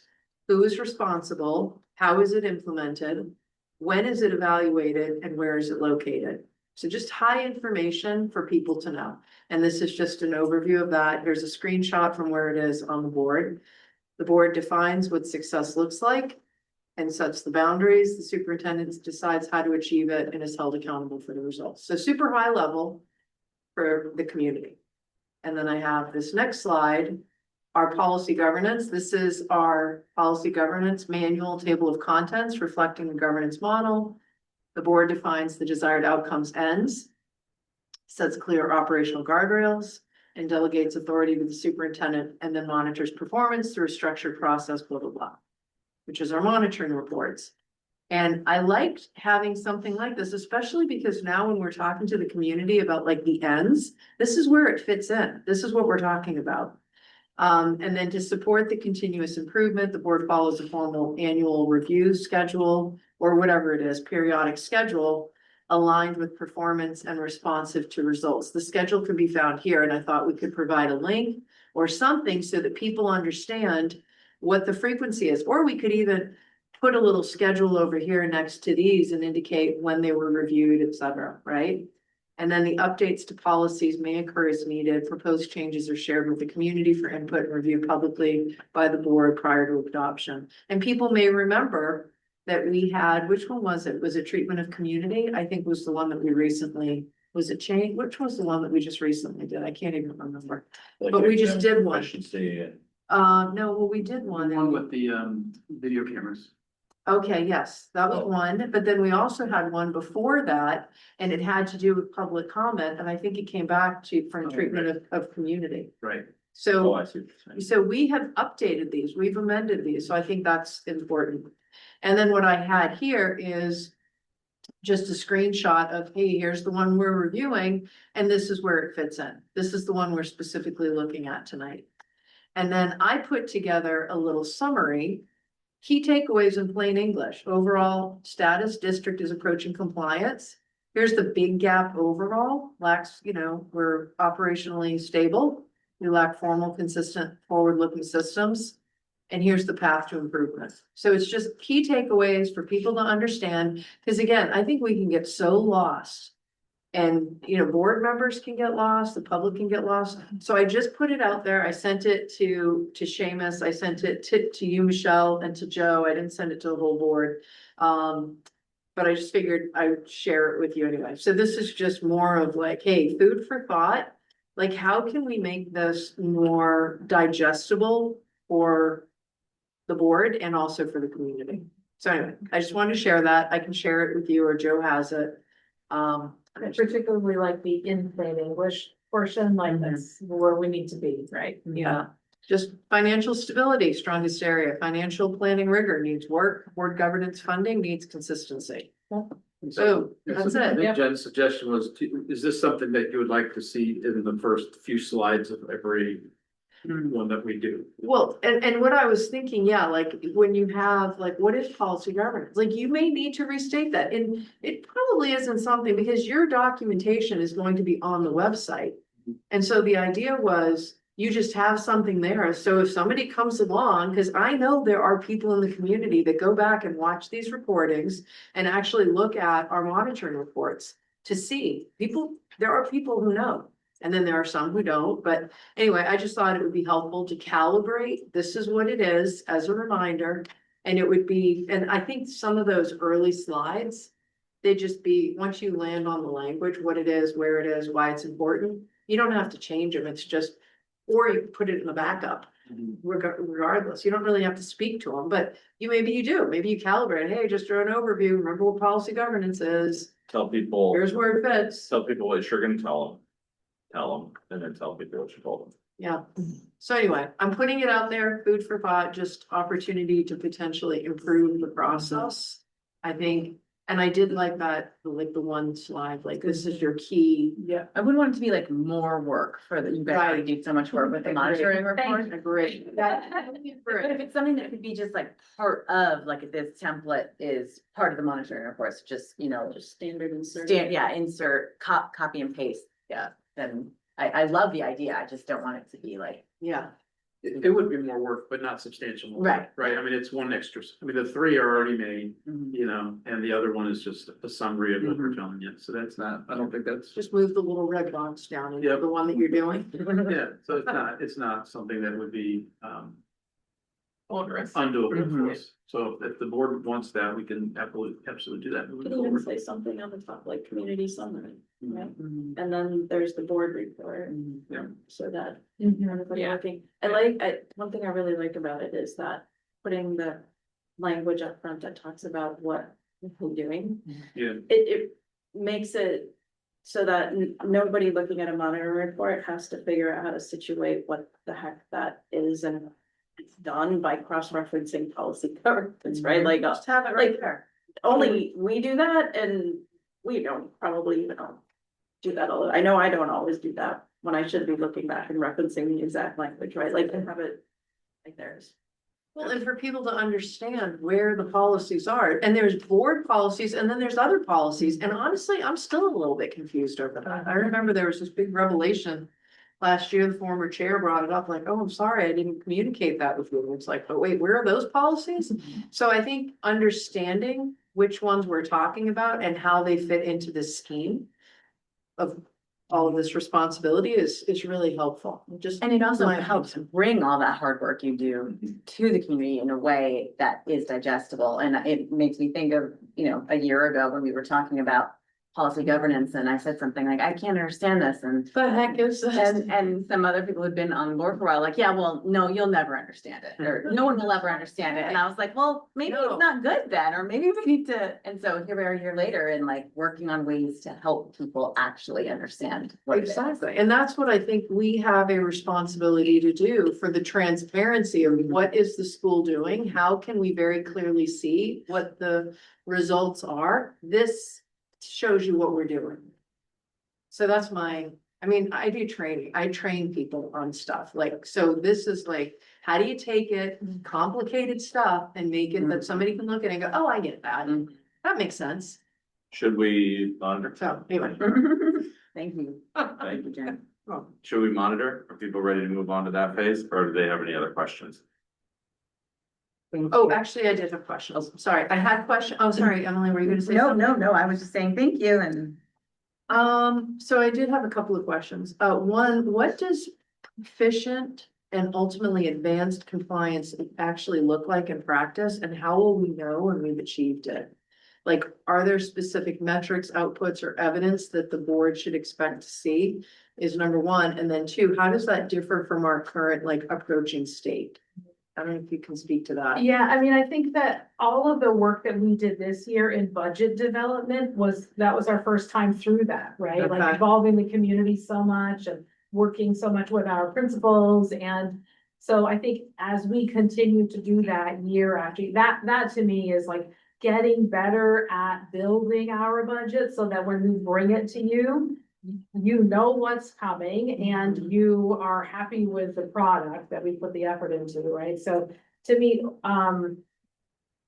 so that to me is one of the biggest indicators, that we have good practices, that we change them if needed, and we're using them year over year. And then my next question was, I think this fits into that, is do you have an idea right now of the tools or the systems or the processes that you would need?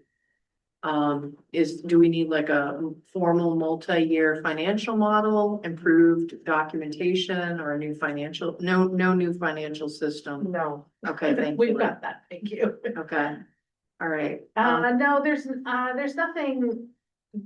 There was a lot of cleanup that has been done in the last year or more, and so we're feeling now, and I mean, I've said it to the team many times, like, we are just getting so much better at budgeting. I mean, we saw that even in this year, where instead of like, we always had 100,000 allocated to this line, but you only ever use 75. So this year, we're just gonna give you 75, right? So we are becoming better budgeters and more accurate at that. And so that is going to continue to improve over time. But knowing that the other piece of that is, maybe one year you did need 100,000. And so like, it is a living organism, our budget, right? We do move things from line to line.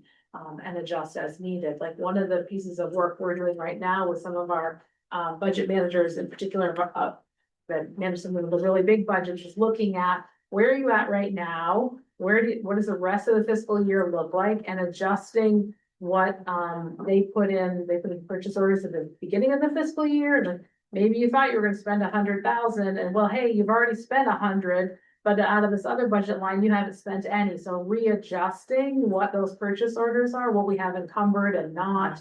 And trying to be accurate at that, so we're constantly adjusting because it is a living organism, but also trying to be better at forecasting and budgeting as the years go along, so we'll get there. I'm feeling really, really confident in the budget managers and the teams that sit under me. And I think when we get to these monthly reports, we've already Yeah. talked about, Yeah. we're planning like the second meeting of each month, so the team has time to close out the prior month, to put the reports together.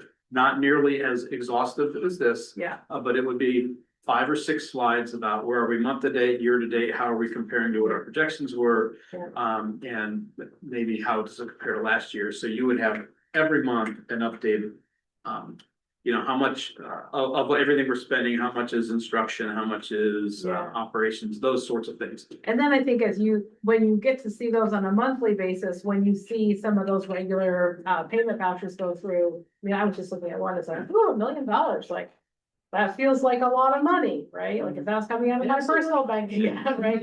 But like there's reasons why, and we planned for it. It isn't $1 million on that we weren't accounting for. Mhm. So you know, just you all having more regular information dumps from the finance team, I think will make you feel better about those when you see those payment vouchers come through.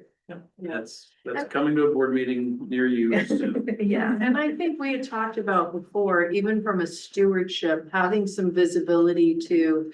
This is what we planned and this is where we are. Yeah, And it's like a tracking, so you can actually see like, how are we doing? yeah, Because if you say, we put in 100,000 and then we only spent 75,000, so now we put it at 75,000. It could even be like a little green dial or a yellow dial or a red dial, you know what I mean? Yeah. Like, make it visually like, oh, I get it, you know, Yeah. we're in the range, Yeah. or this is where we're seeing that. We're not tracking yeah. what we expected, right? Yeah. I think as much as we can take that and put it into a way that people can get what we're doing. Yeah. That's the support that we need to provide to the community. I believe, in order to get some alignment. Yeah. On the work that we're doing. Yeah, yeah. And I do think it highlights the great work that you're doing. We just need to do a better job showcasing that outward, Yeah, yeah, beyond this. yeah.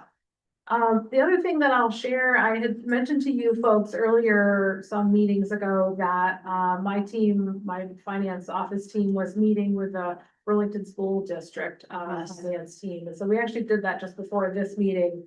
And we kind of really went through the big subject, you know, the big budget areas, the big management areas of like, and just talked through like, hey, are there ways that we can work together on nutritional services? Are there ways that we can work together on transportation services? And we were really at high level and very beginning sort of brainstorming, but it was really great to have those conversations and realize that there are a lot of, you know, sometimes you feel like, oh man, we're like stuck in this by ourselves. We are not. Like, they're in the same boat we're in. They just happen to be on the other side of town. So you know, we're months and probably a year or more away from seeing any realities out of that, but it was just really good to finally start those conversations and see that it feels like there's some, you know, for lack of a better phrase, low hanging fruit there that we can probably move on, so. Will you continue to have those meetings with Yeah, them? yeah, Yeah. for sure, yeah.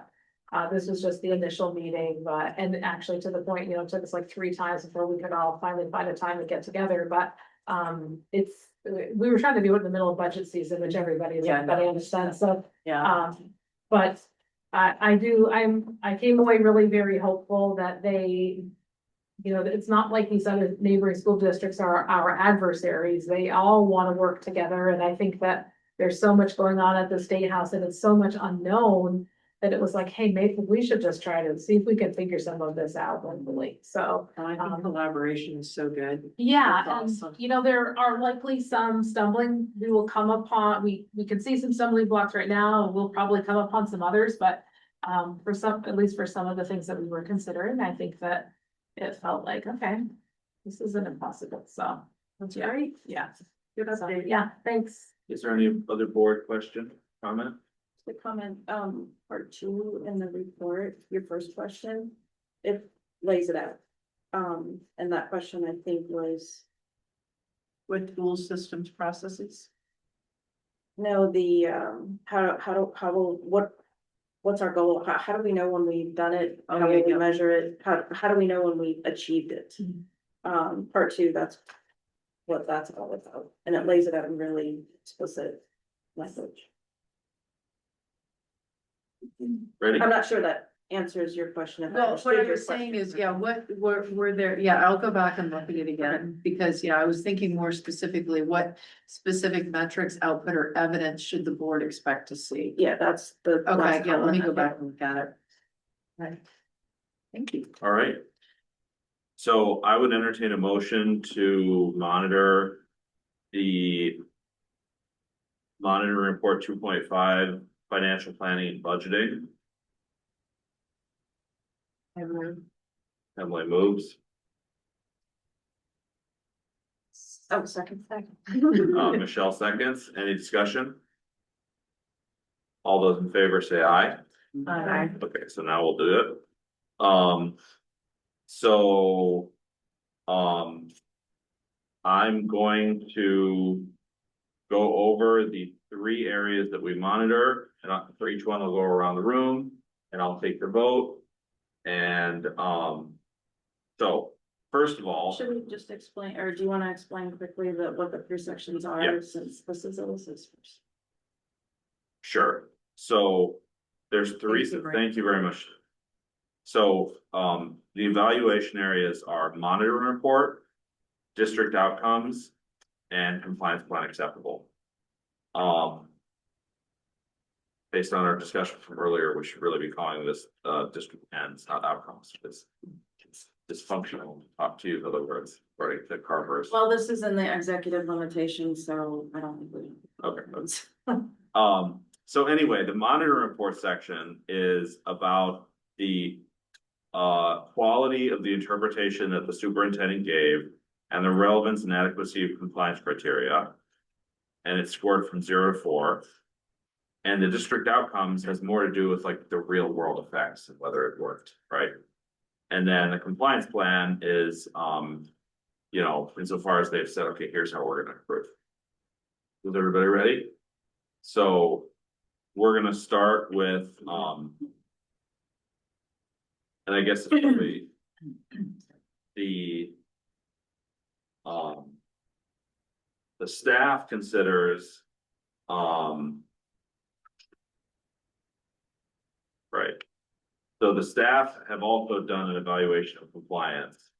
And they judge themselves proficient compliance, as we heard, on 1 and approaching compliance on 2. If you remember this section of the report. So we'll start with Ally. Monitoring report, policy interpretation, relevance and adequacy of compliance criteria. What is your rating? 3. Okay. Emily. 3. Jen, 3. I'm a 3. Alyssa, 2. Michelle, 3. Dan. Great, okay.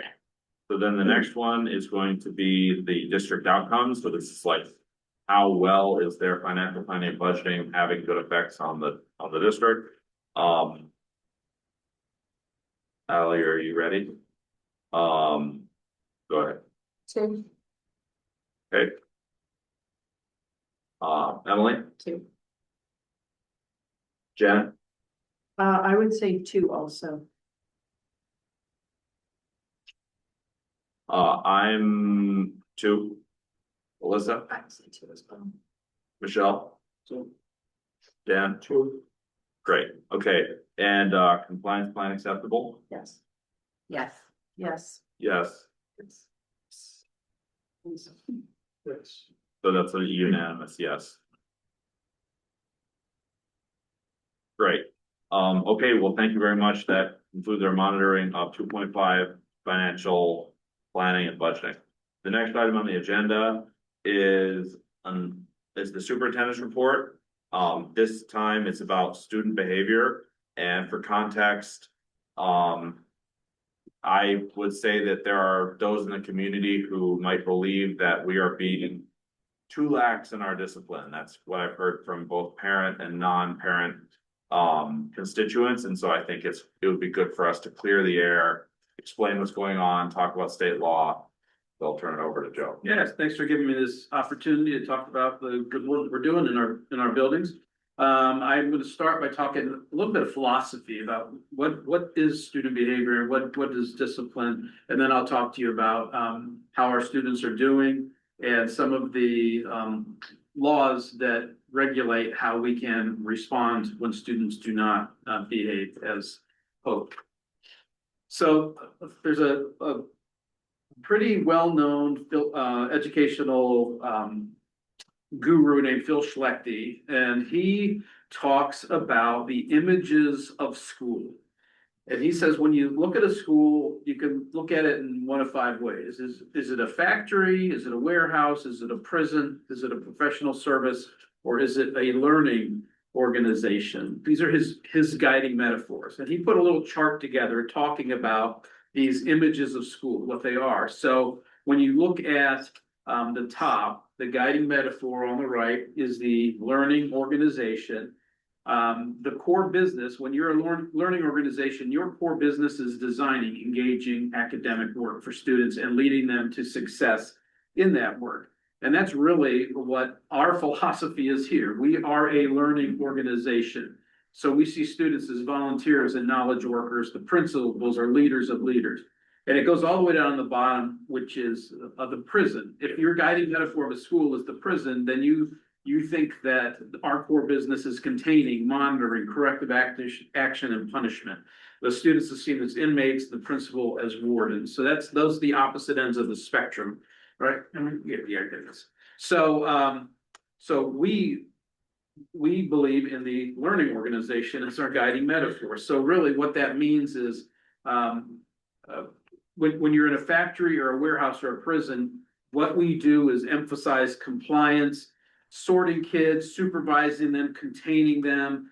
Discipline becomes something we do to students. It's an action that we take upon students. When you're a learning organization, what we do is we design engaging work, we teach expectations, we build students' capacity for self-regulation and responsibility. The goal is not to be permissive, nor punishment first. It's about creating a safe, orderly, learning-centered school that uses accountability and due process. Again, so we see ourselves as a learning organization. My personal overarching philosophy of discipline is this. Discipline is a noun. First, it is a noun. It's not a verb. It's something we want students to have. It's not something we do to them. So it's not about compliance in the moment. It's getting students to develop self-control, responsibility, judgment, and respect. The root meaning of discipline, it shares a root with the word disciple, right? A disciple is a learner, a follower, one who's taught. That reminds us that discipline is tied to teaching, formation, and growth. It should be understood as part of the educational mission, not separate from it. What this means for schools is we don't just simply punish misconduct. We teach students how to behave in a community. We help students learn from mistakes. We create opportunities for reflection, repair, and better choices. And so the adult responsibility, well, the best way to change student behavior is by changing adult behavior. So adults must model the behavior we want students to show. And if we want calm, honest, respect, self-control, students need to see those qualities in us. So what I want to talk to you, that's our philosophy, our overarching philosophy. Now, we are required by the state to report various incidents and punishments to the state. And there are three common buckets of misbehavior that we are required to report. The first bucket is student conflict, bullying, harassment, threats or intimidation, significant school conduct concerns. The second is refusal to follow directions, insubordination, skipping class or leaving campus, disorderly conduct, or other behaviors that interfere with safety or learning. And then the final one is vaping or drug use, theft, technology misuse, vandalism, or property damage. So those are the three real buckets that we're looking at when you're talking about discipline and how we report them. And so that kind of breaks it out, like, the first one is kind of student to student, the second one is student to school, and the third one is kind of more like student against themselves or against like Yep. inanimate Yeah, objects. great question. And so when you look at the first one, student conflict, bullying, harassment, those are almost always like a first offense results in some sort of discipline. When you look at the second bucket, refusal to follow directions. Well, that's when the teaching part of this comes, right? We're not going to discipline a student the first time they refuse to follow directions. We're gonna use it as a learning opportunity. This is what our expectations are. Same, it's insubordination, sort of all those sorts of things. And then the other things, vaping, theft, those clearly also are things that we typically come with a first time consequence. Though there might be some mediation that we do. For example, if a student's using drugs or alcohol, often we would have a I can't think of the word, where we would take some of the punishment away, where they would do some learning, you know, they might sit with a counselor or whatnot. Yeah, restorative, yeah, that, but that's not the word that I'm. Nah, but I know what you're saying. Yeah, I know what you're saying. I'll think of it like in the middle of the night and I'll wake up and say, and I'll tell you. All right. Anyway. So these are the state, so when I tell about all the incidents that we need to report to the state. These are the number of incidents in the South Burlington schools that we had to report to the state over the past 3 years. So in 23-24, we had 139 reportable incidents. Now, think about it, we had 2,400 students. We had 139 incidents that we needed to report to the state. Do you mind if I ask a question? So, one of the reasons that I hear about child behavior again from parents and from non-parents is this concept that they have of clearing the classroom. Every time you clear the classroom, do you have to report it? It is not a state reportable incident, and we'll talk about clearing the classroom in a little bit, right? If the behavior, we'll talk about it a little bit, but when we're talking about clearing the classroom, we're almost always talking about students with disabilities, right? And how we deal with discipline for students with disabilities by law is different, and that does not always include a consequence that is reportable to the state. Okay? And so in 24-25, there's 145 incidents. Look at this year. 25-26, this is the partial year. This is through January. There have only been 38 reportable incidents this school year, district-wide. Can I clap? Yeah. I think it's the phones. Might be. Yeah, I'm a data person, so when I look at a trend drop like that, I'm like, Yeah, it's amazing. Okay, so now let's look at the September to January, so we have true comparisons. So in 23-24, between September and January, there were 76 reportable incidents. In 24-25, there were 84, and this year, again, 38 to this point from between September and January. A significant reduction. That's really good work by our teachers, our staff in working with kids instead of doing unto kids. And the skeptical person would say, well, is it just being underreported? A skeptical person might say that. Okay, so when we look at state reportable incidents, you can see it district-wide. You can see about each school and where they are and where they've been. And we see lower numbers in all of these places. Look at the middle school. So to the point of being underreported, I would say, is it happening across everything, I mean, that's where I would say this is pretty impressive. Mhm. If it was in one area, maybe, but the fact that it's across the entire school district. Yeah. Do you have any insights? I to have, that? I have the raw data that shows every incident that has been reported and what the student did and what the consequence was. I don't believe I put it in this chart. I might I've have. been consistent in 3 years of putting my data in, and this year definitely looks different from the past 2 years at the Chamberlain. And would you verbalize that, Principal Burke, you just made the sign, I think that means you agree. Yeah. Is that? And I think Jen's question was, and maybe you're gonna get to this, do you have any insight into why that happened? I can tell you that, and Monica is our HHP person, I've had much fewer HHP Hazing arrest, I believe. incidents this year compared to the previous 2 years. Yeah. So qualitatively, is that kind of the bulk of the reportables usually? I At know. the elementary school. At the elementary Most school? of our state reportables are, the top 5 are hazing, harassment, bullying, fighting, substance use. The top ones. Top categories, they're state reportables. Wow, Okay. that's great. Yep, so this is 25-26. So by school, and South Burlington High School, of course, we have most students there. And so this is something that would be, unexpected. Okay, so let's talk about Clear the Classroom, because this is how this whole thing came up. I guess what I first wanted to let people know is if there's any kind of thought among the community that well, our kids are running wild, they're absolutely not. We have great kids who make great choices most of the time. And like any school, you have some students who, for whatever reason, don't follow the rules. And we do a really good job of working with those kids to find out what's the root of what that misbehavior is, so that we can help them not make those decisions in the future.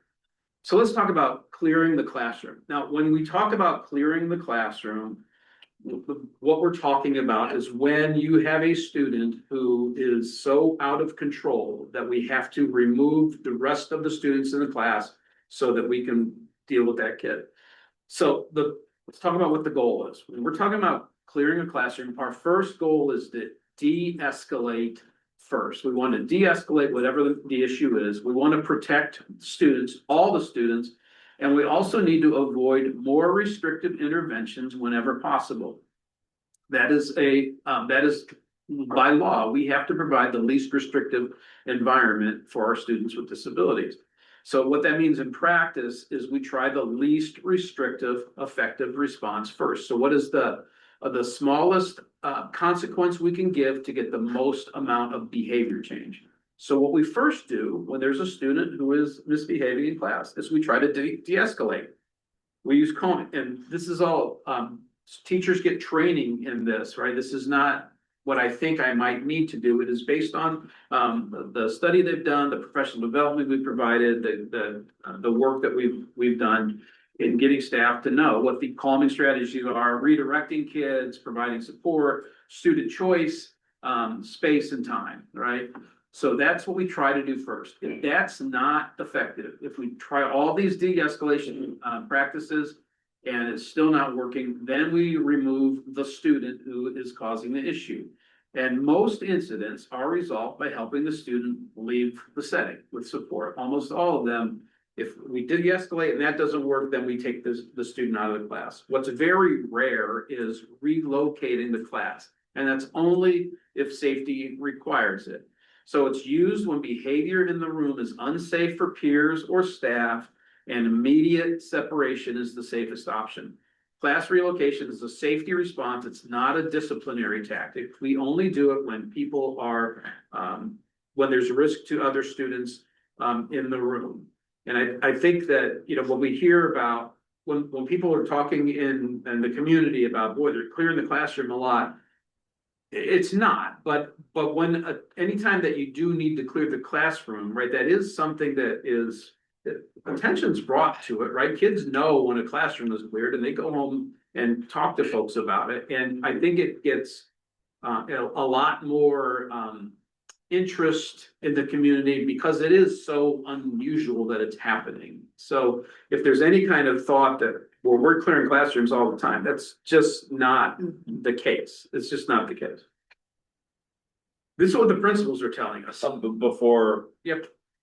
if you go back to the last slide, you had stuff on there like least restrictive. And if I understand, there's federal law, and that's but please tell me, the federal law, there's state law, and then there's us. And could you talk a little bit about what laws are? Yeah, I'll talk about IDEA in a little bit and also section 4500. Great, thank you. Yep. Okay. So this is what the principals are telling us. I asked all the principals and they said that it's very common. What goes on in between buildings is very consistent. That clearing the classroom is an uncommon practice. It's usually safety driven and there's a lot of prevention that goes into preventing that from having to happen. Clear the classroom is not a common high school or middle school response at all. I think they could count on 1 or 0 fingers the amount of times they've had to do that. That is typically not a secondary activity. It is almost always an elementary. So this whole class relocation was described as very infrequent and used only when behavior becomes unsafe. And several of our principals emphasized that the great majority of students show appropriate classroom behavior. What happens more often is the student de-escalation and removal of the student from the setting when possible happens. That happens most often. And when you say removal, that's voluntary, right? But yeah, the student doesn't necessarily want to go to the office, but they comply. Hey, go down to the office, we're gonna take you down to the office, that kind of. Yes. Hold or clear the halls responses during a crisis or medical event in the hallway. So there could be times, it's not a clear the classroom, it could be a clear the hallway. We have a student who is having a seizure event. And so we want everybody to stay in your classrooms so we can give privacy when the EMTs come, those kinds of things. So I would say probably clear the halls is more common than clear the classroom because of the type of events that happen that cause us to say, hey, just don't let kids leave while we have, EMTs here. We have a great support from our counseling, our administrators, our behavior staff, and CPI trained adults. CPI is the training that a lot of our teachers get in how to respond when students are misbehaving and how they can, I'm not going to explain it as well as I would like to, how they can guide students into a safer position, but they're trained. So there are various levels of restraints. We'll talk about restraints that are minimal based on whatever the activity is that the student is doing. And they are trained and they're to make sure that anything we do to a kid is safe. Again, very, very rare that this happens though. And I just looked that up, Joe, just as an aside. If this is correct, is it Crisis Prevention Yep. Institute? That's what CPI Yes, stands for? CPI, Crisis Prevention Institute, and De-escalation. yep. Okay. Okay, so this is and the principals, what do they continue to tell us? Why is our behavior numbers getting better? Why are we not clearing the classrooms as much as people might say? PBIS, right? Positive behavior intervention and support. We have a PBIS program, and when it is implemented with fidelity, kids behave better.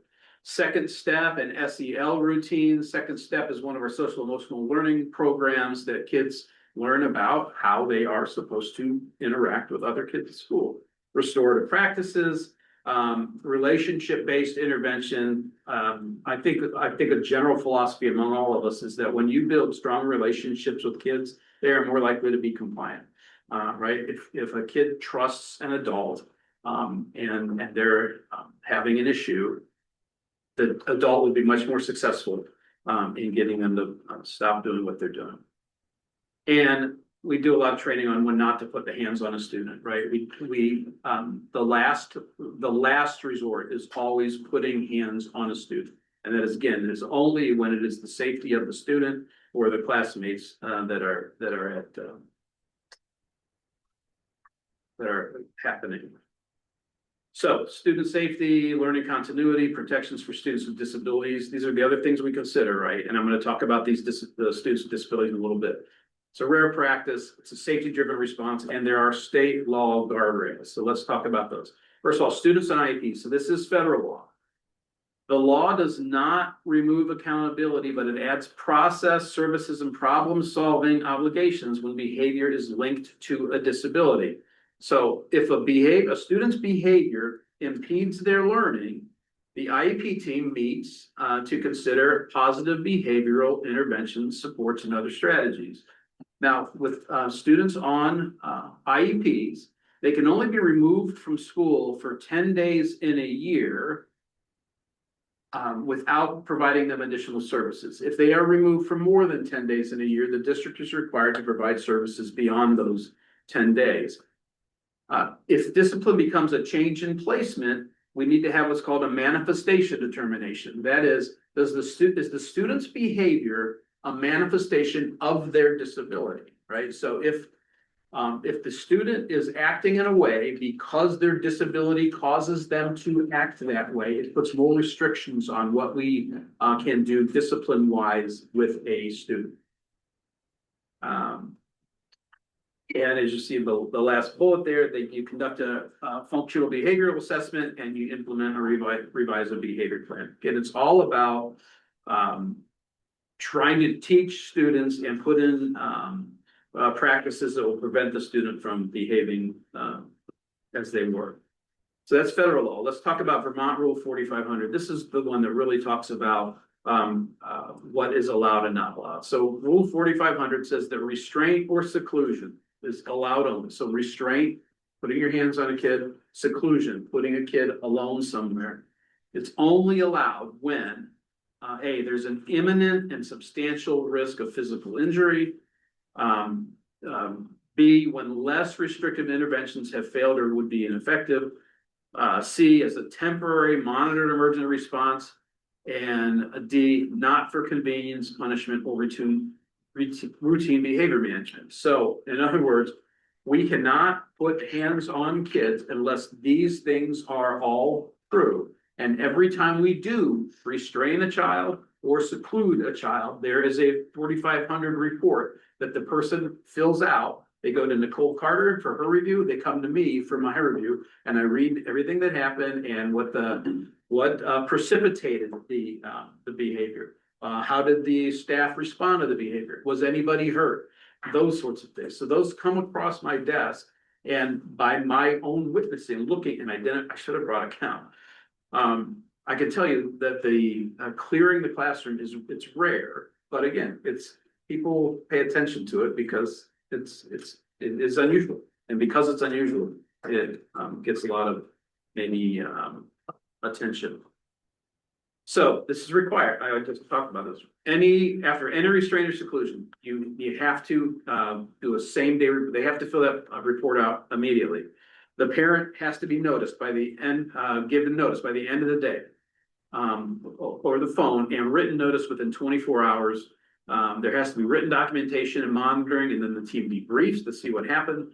And it has to be there is escalated reporting for repeated, lengthy, or rule violating incidents. So if we get a 4500 report, it will ask, is this the first time the student has been restrained? And you'll fill out those, no, it's the second or third time. And the more times it happens, then it puts in more actions that you have to take to prevent that from happening again. Because if we're having to restrain or seclude a student that many times, they're probably not likely in their least restrictive environment. And that's when the IEP team would get together and change maybe their placement. So these are the takeaways I'd like you to take. Clear the classroom. It is rare. It is not a routine. It's not a discipline model at all. It is a model to keep students safe from students who are having a tough time controlling their behavior. It is our first line response is always prevention, right? You build great relationships with kids, you engage them in meaningful instruction. That takes care of 95% of your discipline problem. The other 4.8% are are prevented by de-escalation, or they're stopped by de-escalate. Hey, knock that off. Hey, let's give you this choice. Let's take you here. Let's do whatever. And student support. Students on IEPs have additional federal protections, and state law already places limits and reporting requirements on restraint and seclusion. So that's what I'd like you to take from this. And there are a couple of people who are much smarter than me about this in the audience. If you have questions, I will try to answer questions, and I'm sure that they can answer them even better than I can. Actually, I think there's 4 people at that table smarter than me. 2 of them are building principals, and Monica deals with this a lot too. So any of them could help you if you have questions. So I have 2 questions. Roughly speaking, how many clear the classrooms are we talking? Are we talking tens, hundreds, thousands? Wow. 10 district-wide, all of the buildings over a year. Tens, I think that's the key this year. Yeah, okay, thank you. I would say district-wide, actually this year, probably less than 50, I know for sure. I would say even probably under 30. And, Okay. and, you know, and I think I was one that brought this up, Mm-hmm. and it was last year. I happened to be talking to a parent, and they were the one that had said to me, they had a student, they were in elementary school, they missed their music class for several weeks in a row because they had to keep clearing the classroom. And I don't know when, if it was last year or if it was in the past couple of years, but it had happened more than one time. And that was what precipitated the conversation, like, what is happening that they have to clear a classroom and the kids are missing So a if it's, class? yeah, so if it was like more than one time in the same classroom by the same student, it would not happen much more than a couple times, because that's when the IEP team is getting together, putting in the behavioral plan. Yeah. Is there a different placement for them? Do they need to be in a smaller group? Whatnot. But again, when your kid comes home and says, Yeah. I miss music again, that causes you to think. What's going on? Yeah, what's going on? And also, invites an opportunity to talk about what happens and how everyone's different, and that, you know, compassion, and sometimes you miss your music class because we all are at different levels and we're all working together and learning together. So in my opinion, if this is the safest thing that has to happen on occasion, I don't see this as an issue for the students who are in the class and have this experience, because it's just a shaping experience in their life, and they can feel lucky that they know how to control their body and don't have to, you know. have this Well, I experience. think, for parents who have, or community members, not parents, who have existing trust issues with schools, which may exist for many different reasons. I think that like having a, you know, like a scaled number that says, like, if you say, let's take 50, like, let's say it's 50. You know, 50 classrooms were cleared over the whole course of the last 6 months, but how many classrooms were in session? Like, that's 50 out of what, 2,500, 50,000? So having a district, I think that like having some kind of number around this is the best way that we can Perspective. quell the concern, right? Saying that this happens 0.1% of the time, when your kid walks into the room, it's likely that that room is about to be cleared. That would be really helpful from a political standpoint, for both parents and non-parents. And the fact that it happens more at the elementary school where you have younger, less mature kids, it's not happening at the middle school and high school, because by that point, you know, they have better control over their body. The other thing, this was really helpful, Joe. Thank you for putting this together. Would it be possible, I know it's in the board meeting minutes, like it's in our board materials, but I think some of these presentations that we do, like as we're looking at, you know, potential updates and whatever, like there might be links to some of these documents that I think would be really helpful for people to have. Yeah, they're beyond the minutes.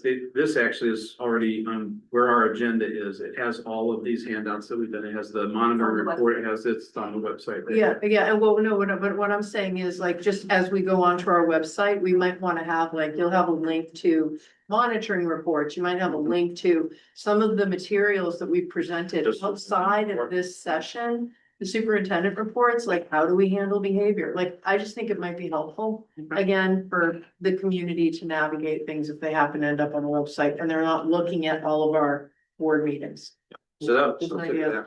so that was my first question was, what's the rough number? And it would really be great to have a number that I can see the next time I hear about this, because I do hear about it quite often. I can just be like, listen, that's 1% of the time, that's 0.5% of the time, like you're more likely to get struck by lightning than, you know, having your classroom cleared. I mean, obviously, it's not that unlikely, but that would be really useful for me as I try to rebuild community trust in, you know, as we all try to rebuild community trust in schools. And then my other question is on the video surveillance policy.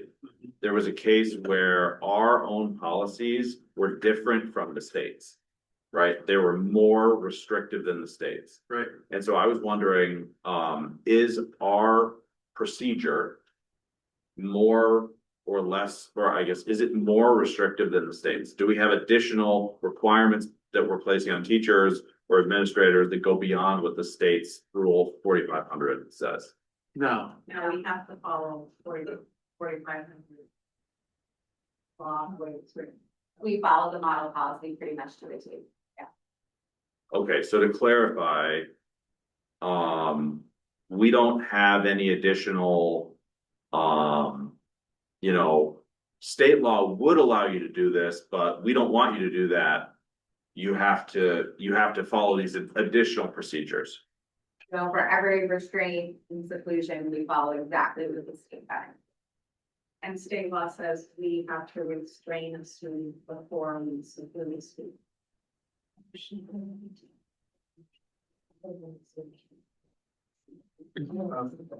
I think the answer to my question that I heard from the back was that there's federal law, there's state law. We have adopted, I guess, a model policy probably from the VS, maybe, although I'm not sure. VSBA. So we've adopted a model policy, and in no case has the school board or the staff decided to impose additional restrictions on how staff can apply discipline or anything like that. Correct, and clear the halls and clear the classroom are procedure, not policy. So in terms of policy, we do have Rule 4500, which is restraint, seclusion, and suspension. And we follow that in line with the model policy from the VSBA. And then in terms of clear the classroom, clear the halls, that's more of a procedure. And it's very parallel to what districts in Chittenden County do. Okay, so like if somebody comes up to me and says, man, why can't they keep those kids under control in schools? You know, the answer is, well, first of all, we're following the law. And second of all, what?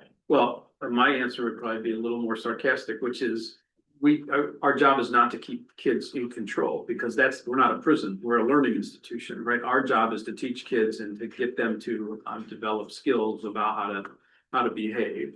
And so we are working with kids and doing the least amount of consequence for the most amount of change in behavior that we can, because we want when you build a culture that is about learning and growth and mercy and those sorts of things, that will do more for school safety than anything else. Because as you build relationships with kids and kids trust you, when they see something going on that shouldn't be going on, they'll tell you, right?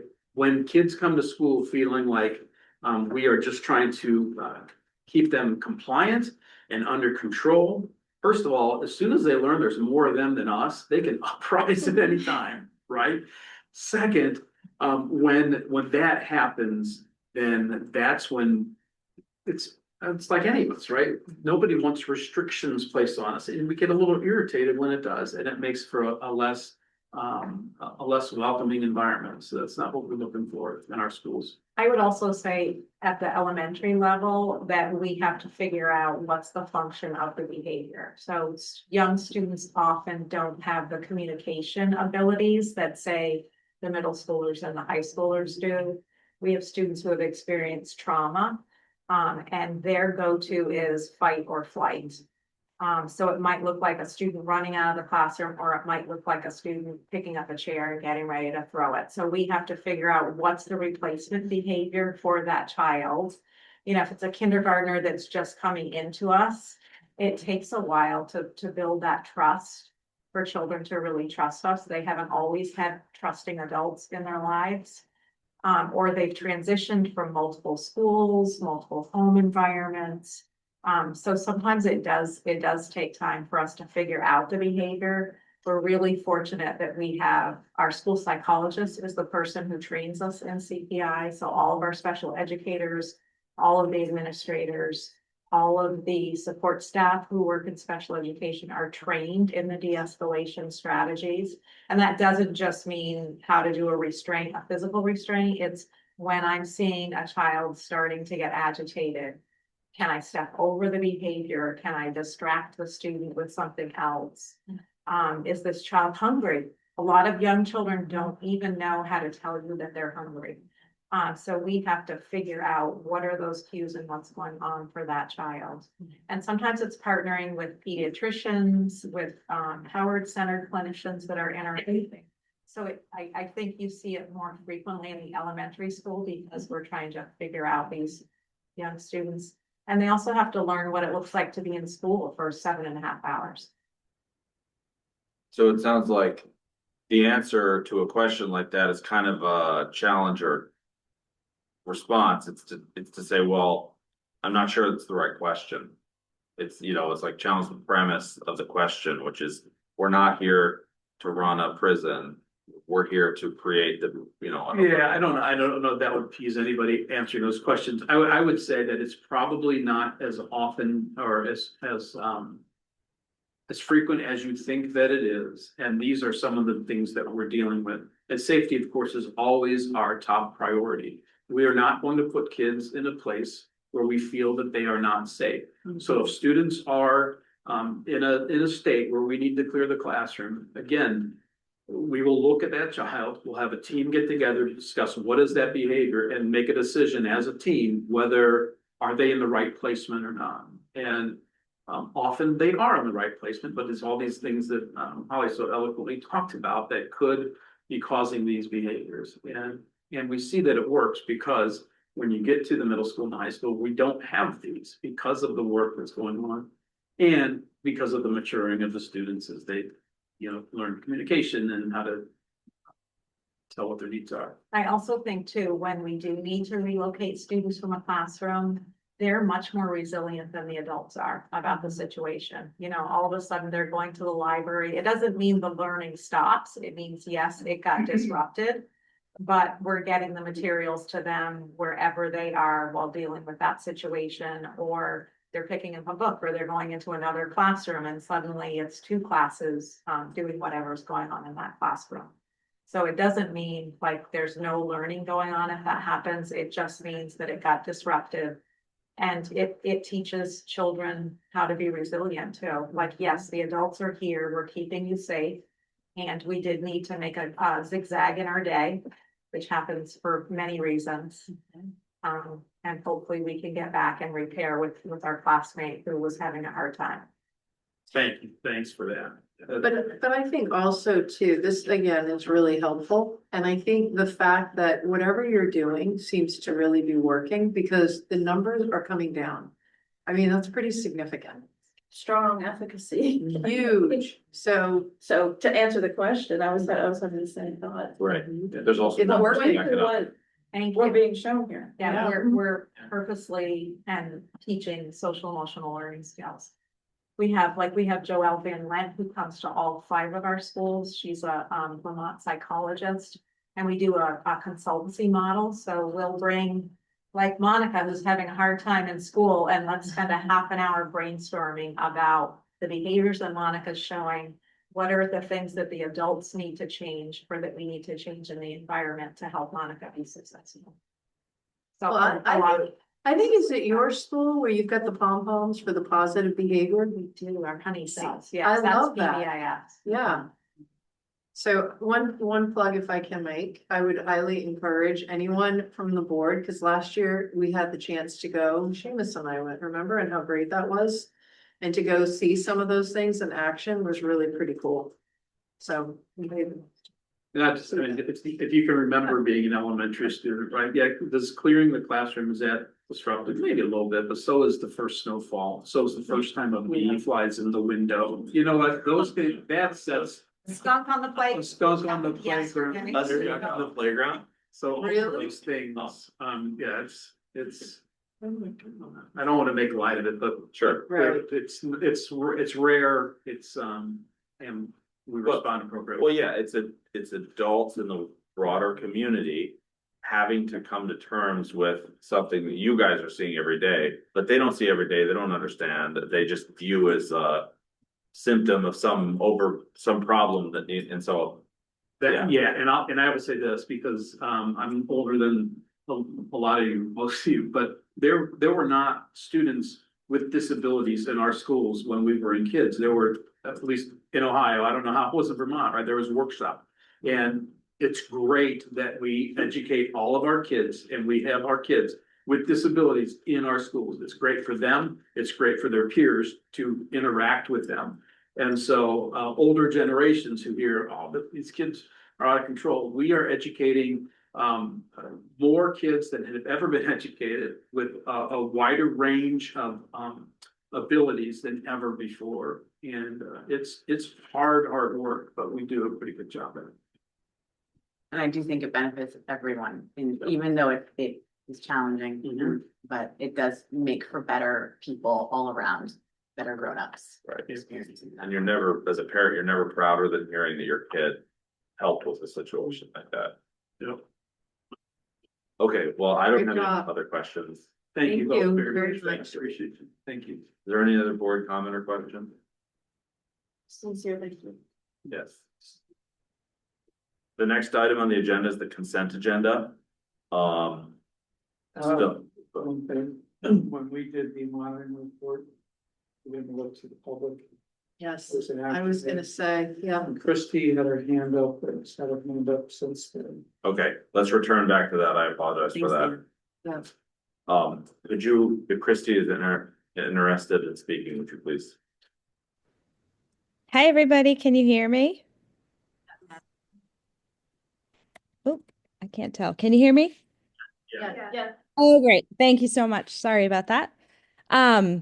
So first, I just want to say that conversation was so refreshing. Thank you, Dr. Clark, for centering learning at a time when behavioral conversations don't always do that. So I appreciate that. My comment is to something far, far earlier in the meeting. I was with my 2.5-year-old during this discussion and wasn't able to be present. But I did go to Media Factory, which I've learned is my hack for listening to parts of the conversation I want to hear and then trying to get my voice in there before you all end the meeting.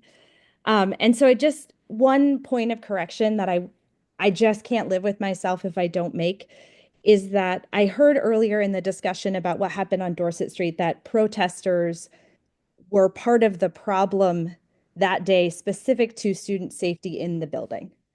And what I want to say is from the time that I was on scene until the time that we were able to get Joanna's daughter out and to safety, the protesters who were there were doing nothing but guaranteeing safety for children in that house. And I can't speak beyond the time that I was on scene. I left to help with dismissal back at the high school, but I can tell you that between the hours of 8:15 to 3:15, the folks that I was standing alongside, their entire commitment that day was to student well-being and safety, and to that of Joanna and her family and those in the house. And I think it does a disservice to those folks, and it is an erasure of that experience if we were to suggest that those folks were acting out of the best interest of children at that time. So that's what I wanted to offer.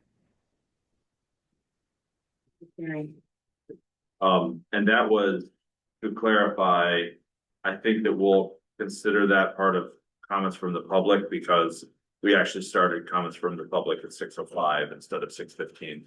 So somebody who wanted to comment on that may have missed it.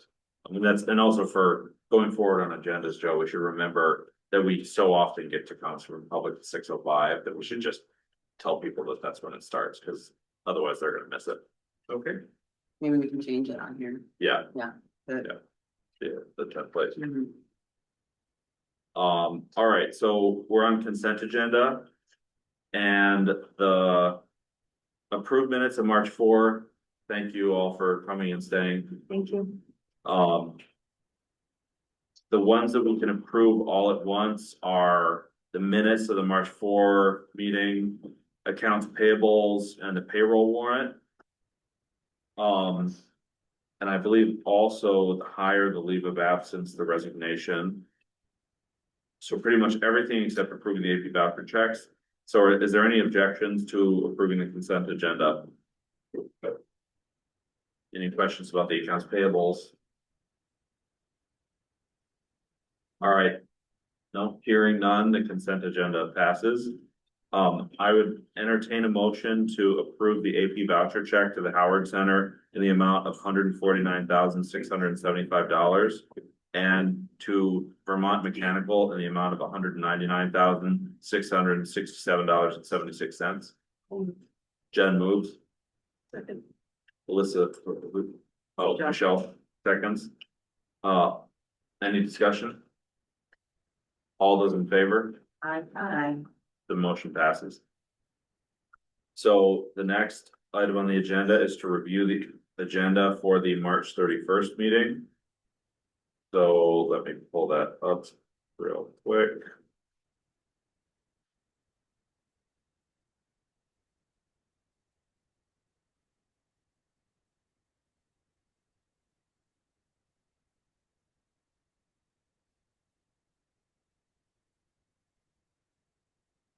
So, so what we have right now is, in discussion items, we have a presentation of the audit. So I'm guessing this is the financial audit. Yes. And then we have a discussion item on common roots. Is that just learning about common roots? Yeah, I'm sorry, I forget the name of the person that runs that, what the comment should. Yes, Carol's coming in, she wants to share with the board about what agreed with. Okay. And then on action items, we've got monitor report 2.9. Again, it'll be our third time that we're gonna try and monitor it. Michelle and I have just been very busy and it's direct monitoring, or it's different from other monitoring reports in that the board has to do more effort in terms of actually writing the report.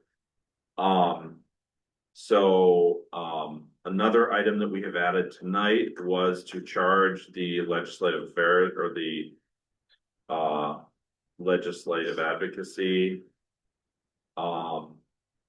committee. We don't have a topic for the superintendent report yet. And I guess another discussion item that we should add is around the ends policy update. Hopefully by then we'll have some sort of an answer on the consultant. So is there any other big picture items for March 31st that people want to keep in mind?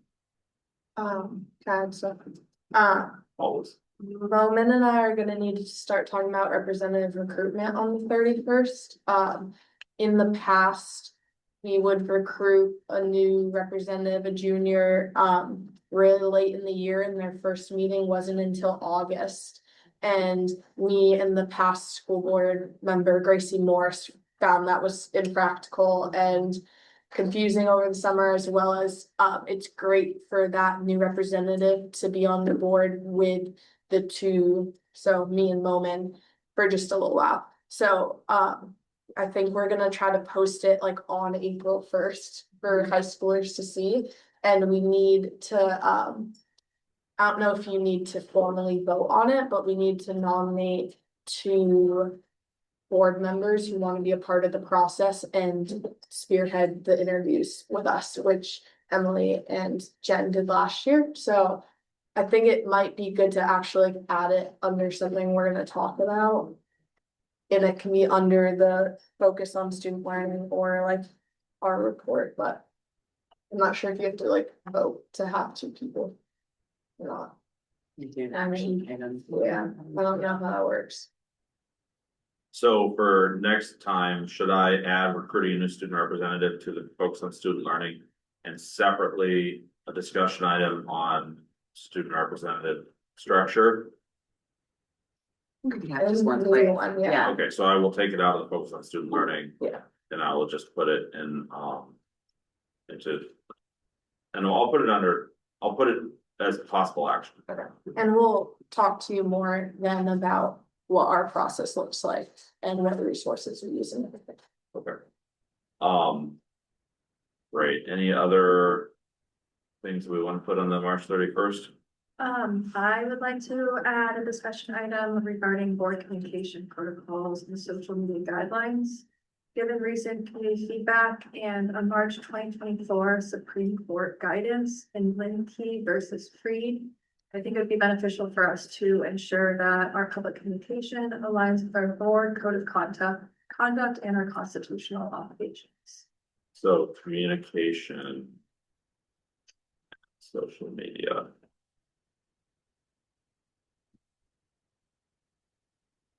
Did you add the school board website update back on? You know, we talked about that before. It's on. It's, on- oh, I don't know, it should be in the parking lot. We have a parking lot for like. it was gonna be this today, but we took it off. Oh. And we're put it on for next week. Next meeting is what you meant, Michelle. I'm just asking if that's the will of the board to do that. The market. I think you were the main advocate for, Me, the school, talking about the school website. board website update. I remember seeing that. It was on today's. Oh, there it is, school board's website update, yeah. I mean, I think it is more of just a discussion and it's, you know, some of the things that we talked about tonight, like, I think there's a lot of really great things that we're doing and it's the navigability of our website. Like, is there a better way that we can have information presented, like some quick links to superintendent reports or just whatever, I mean, that I'd like to, that I think that I would like to see on our website. I think we could improve how it's presented. That's I sort of wonder- communication too, what you were talking about. It's not exactly the same, but it is about board communication. Are you okay adding that? Cause another way to do it would be, you could meet with Joe. And figure out what you guys wanna recommend and then come back to the board, and make a recommendation to us. Fine to do that. Does that work? Cause I think that, okay, so let's Yeah, have it. no, it does. Laura's not here, so I'm gonna ask her the question she would ask. Is that policy governance or is that operations, the website and The school board website. It's our piece, not the school district, but the school board page. Okay, Yeah, cause That's what I meant. presumably anything that you wanted to implement would require staff resources to actually implement. You know, cause like, Oh, have you been making changes? I thought you had access to. well, I have, but I'm just it's no structural stuff. I'm just putting like, you know, a header and text header and Okay, text. we'll see, that's all good information. But why don't you guys talk and figure out what the scope of what Jen is imagining is, and then you guys can figure out. I'm not opposed to making changes. I just wanna make sure that Yeah, we we're don't not get in. too far in the weeds about this is what the website should look like, this is what font we should use. what's gonna be- Oh, no, none of that. It's more of like, Well, you guys talk about it Yeah, and come back to sure. us for that. okay, yeah, we'll set up some time, Joe. Sounds good. Sorry, were you gonna say something? Okay. All right, I think that we're done, so I would entertain a motion to adjourn. Alyssa moves, Second. Emily seconds, any discussion? All those in favor? And I All right, we're adjourned. Thank you.